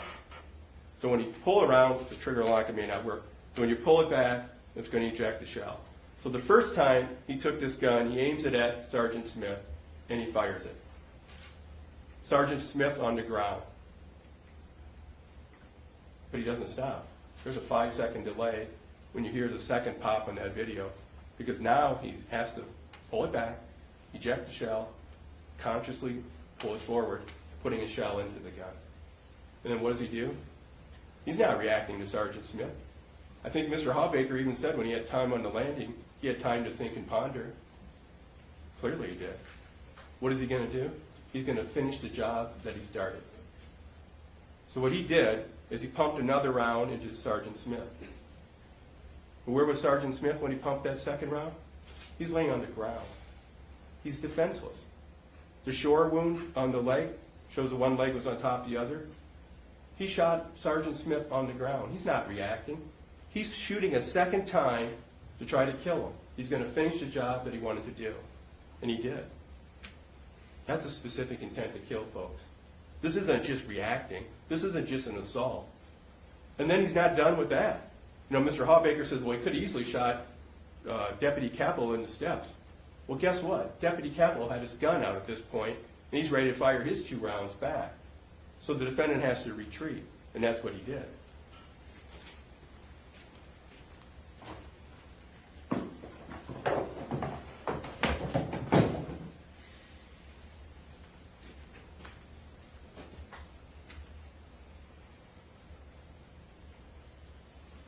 The autopsy photographs, State's Exhibit number 89, specific intent to kill. I didn't put it up on the screen.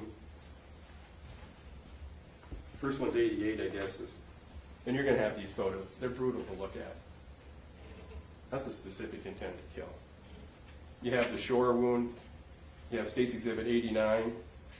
This is where the shot was entered his calf but blew out his thigh. Also a fatal wound. And then the shore wound in State's Exhibit 90. You'll have a chance to see that, which shows clearly his leg was on the ground on top of his other leg.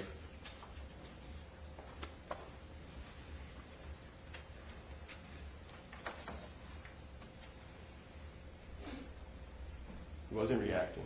He was finishing the job that he wanted to do. You can consider that Instruction 13 evidence has been shown the defendant made statements at an earlier time and place. If you find these statements were made, then you can consider them just as part of the evidence, just as if they've been made at this trial. So what that means is the officers, the video where you hear the defendant's statements, you can consider them if you believe they were made. And Mr. Hawbaker said, well, yeah, there was some bad language he used in the basement. Yeah, not exactly. Trooper Schmidt told you, I took it easy on your buddy. I put a slug through his chest. Then he laughed. That sound like a statement made by somebody that's just reacting?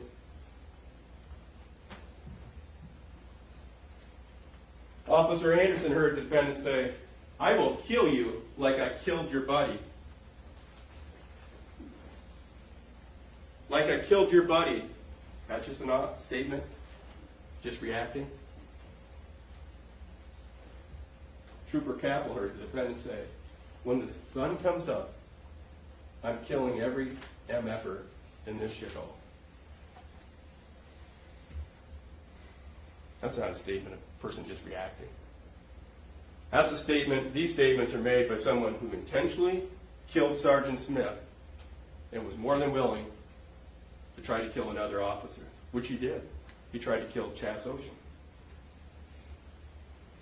Malice of Forethought, Mr. Hawbaker said there's no evidence of hatred or evil. The only problem is he left one out. Unlawful purpose. Is there a lawful purpose for the defendant to shoot Sergeant Smith in the chest? Is there a lawful purpose for to shoot him in the leg when he's down on the ground and defenseless? Of course not. That, folks, is a fixed purpose or design to do some physical harm to another, which exists before the act is committed. And you've seen the photographs, the autopsy photographs. That's malice aforethought. This isn't an assault. This isn't a manslaughter. This is clearly a murder case. And it doesn't have to exist for any length of time. It can be inferred. Before I get to whose fault is it, I just want to make sure I clarify if there's any other things that Mr. Hawbaker brought up.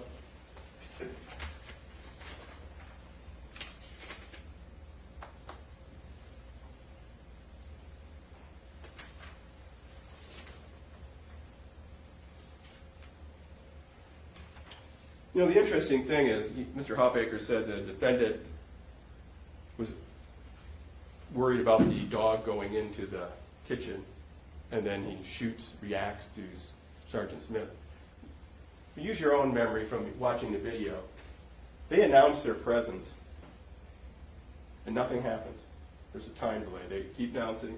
And Deputy Capel says, "We're going to send the dog in.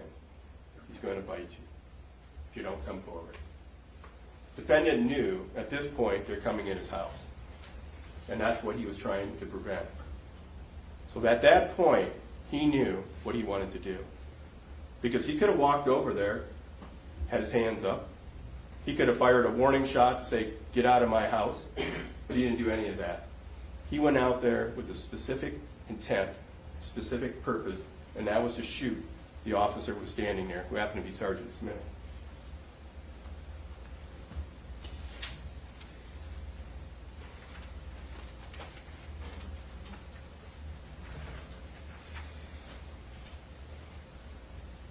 Whose fault is it?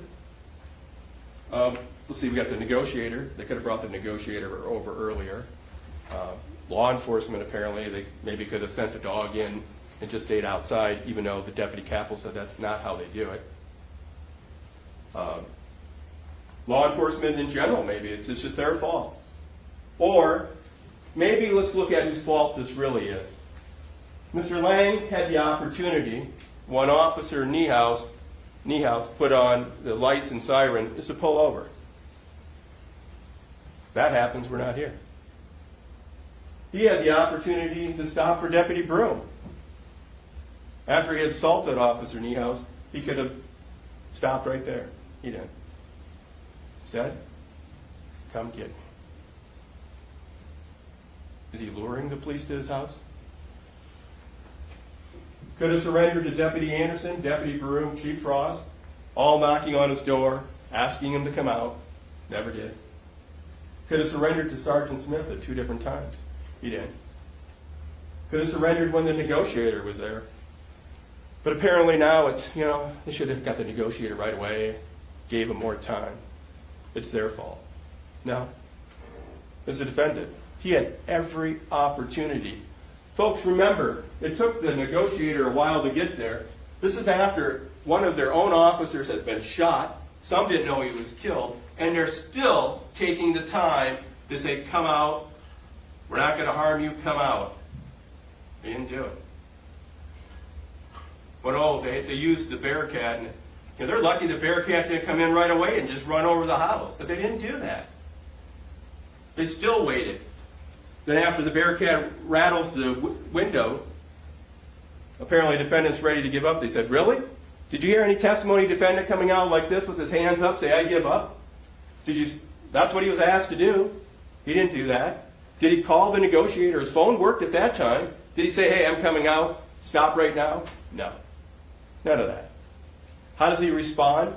He shuts the door, goes back in, and he takes that same 12-gauge shotgun and fires a round. Is that a random shot? Do you really think that's a random shot that hits a windshield?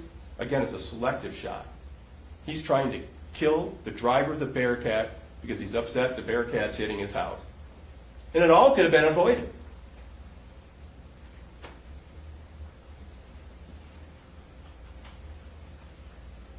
Clearly, the state has proved this case isn't a manslaughter. It's not an assault. It's murder in the first degree. Because when you take a loaded 12-gauge shotgun with slugs, not birdshot, and you shoot somebody in the chest, and then when they're on the ground defenseless, you shoot them again, that's murder in the first degree. That's what it is. He had time to reflect, time to think, time to consider.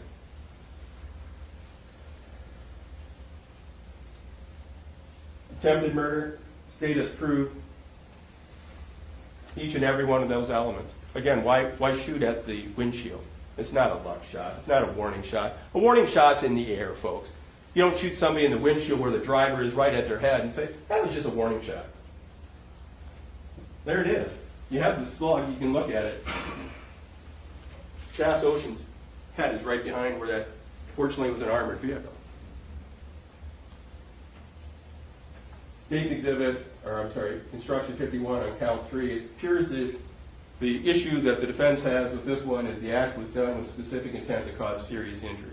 It really wasn't a serious injury. Mr. Hawbaker said it's an assault. He had other opportunity to cause a serious injury. Remember the testimony of Officer Niehaus? He's telling you, first of all, he's being choked from behind, and he had trouble breathing. State's recollection, he said he thought he was going to die. And that's when Mr. Dorothy took his truck and went closer, so he was able to stop him. Was choking horseplay? Is that what that is? It was just horseplay. He was just having horseplay. And remember, the choking happened after he pulls the taser barbs out of him.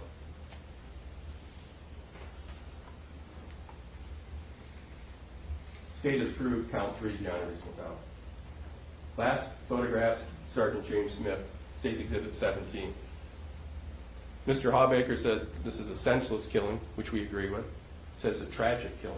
We don't agree with that. Tragic situations are acts of God, the weather, tornadoes, earthquakes, taking people's homes, lives. This isn't what happened here, folks. What happened here was an intentional act. Sergeant Smith was shot and killed by the defendant. It wasn't an accidental shooting. It was an intentional shooting. He was doing his job, trying to get the defendant out of the house peacefully. The defendant's the one that decided to end this the way he did. This is a murder in the first degree case. The state's going to ask you to find the defendant guilty of murder in the first degree, attempt to commit murder, and assault resulting in injury, in serious injury. Thank you.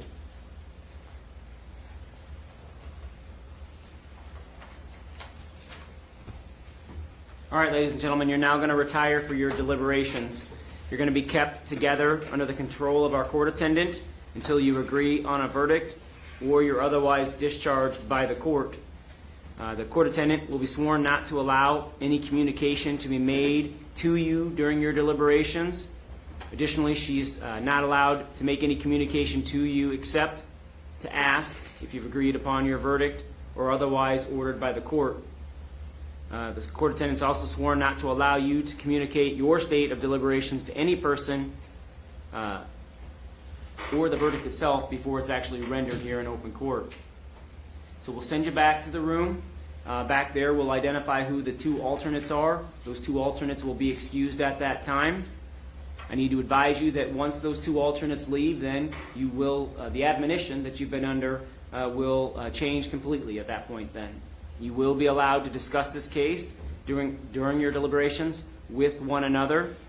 There's a little bit of a caveat there. Again, you can't begin that until those two alternates have left. You have to do that when all 12 of you are present. So if you take a break throughout the course of the day, just step out of the room, go out and have some fresh air, and you come back in.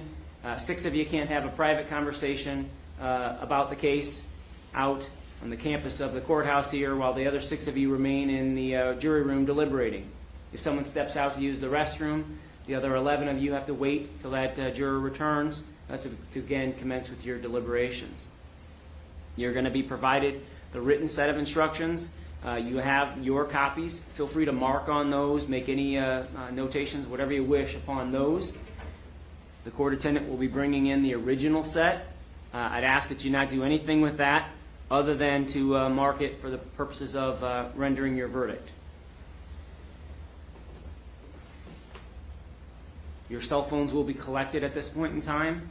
There will be no cell phones in your jury room during your deliberations. And again, the court attendant will be gathering all of the exhibits, and those will also be brought into the jury room. Is there anything else we need to do, counsel, before we send the jury back? No, Your Honor. No, Your Honor. All right. All rise for the jury.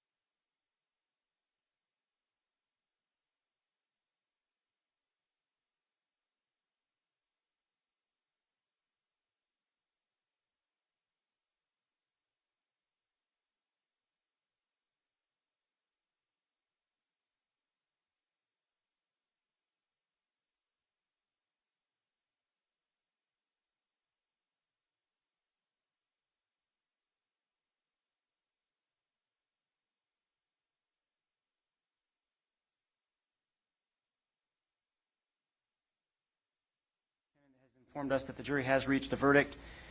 Once again, members of the gallery, we're at a point where, at least historically speaking, an event might occur that would sometimes cause a reaction. And I want to be clear, regardless of where you sit or how you visualize this can shake out, as you're sitting in the chair right now or in your respective pew right now, if you're visualizing a verdict that you would consider positive or a verdict that you would consider negative, and in any way, shape, or form that's going to cause you to react in any way audibly in the presence of this jury, leave now. I don't mean this as a threat, but if I have any kind of emotional or audible response from the jury in the presence of the jury to their verdict, regardless of the nature of that outburst, I'm going to have a deputy remove you, and we're going to have a talk privately after the fact.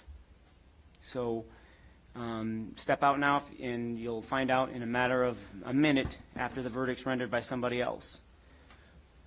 With that, counsel, are we ready to have the jury brought in? Yes, Your Honor. Yes, Your Honor. All right, let's bring them in.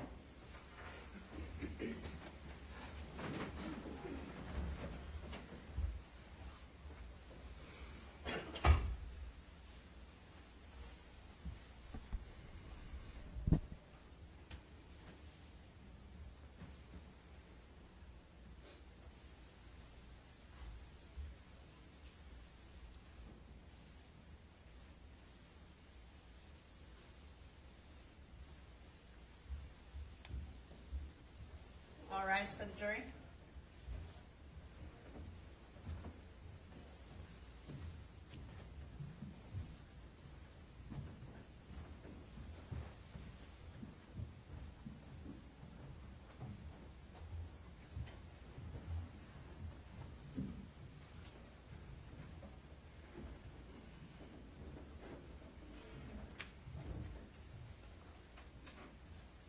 Okay, be seated.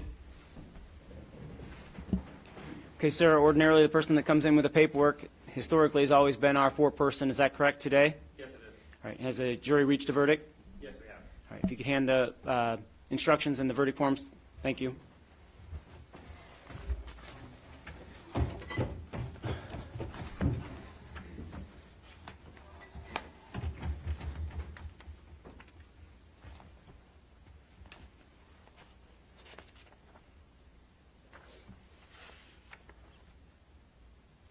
All right, will the defendant please rise? In the district court for Grundy County concerning count 1, the verdict form reads, "We, the jury, find the defendant guilty of murder in the first degree." Concerning count 2, we, the jury, find the defendant guilty of attempt to commit murder. Concerning count 3, we, the jury, find the defendant guilty of assault on a peace officer with intent to inflict serious injury. You may be seated.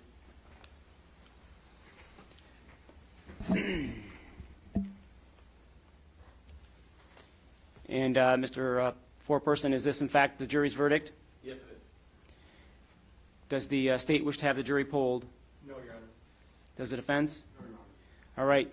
Ladies and gentlemen, then that does excuse you from your service as a jury. We're going to send you back to your jury room one last time. In a moment, I'll be back there to talk with you. On behalf of everybody involved, we want to thank you for your service. All rise for the jury.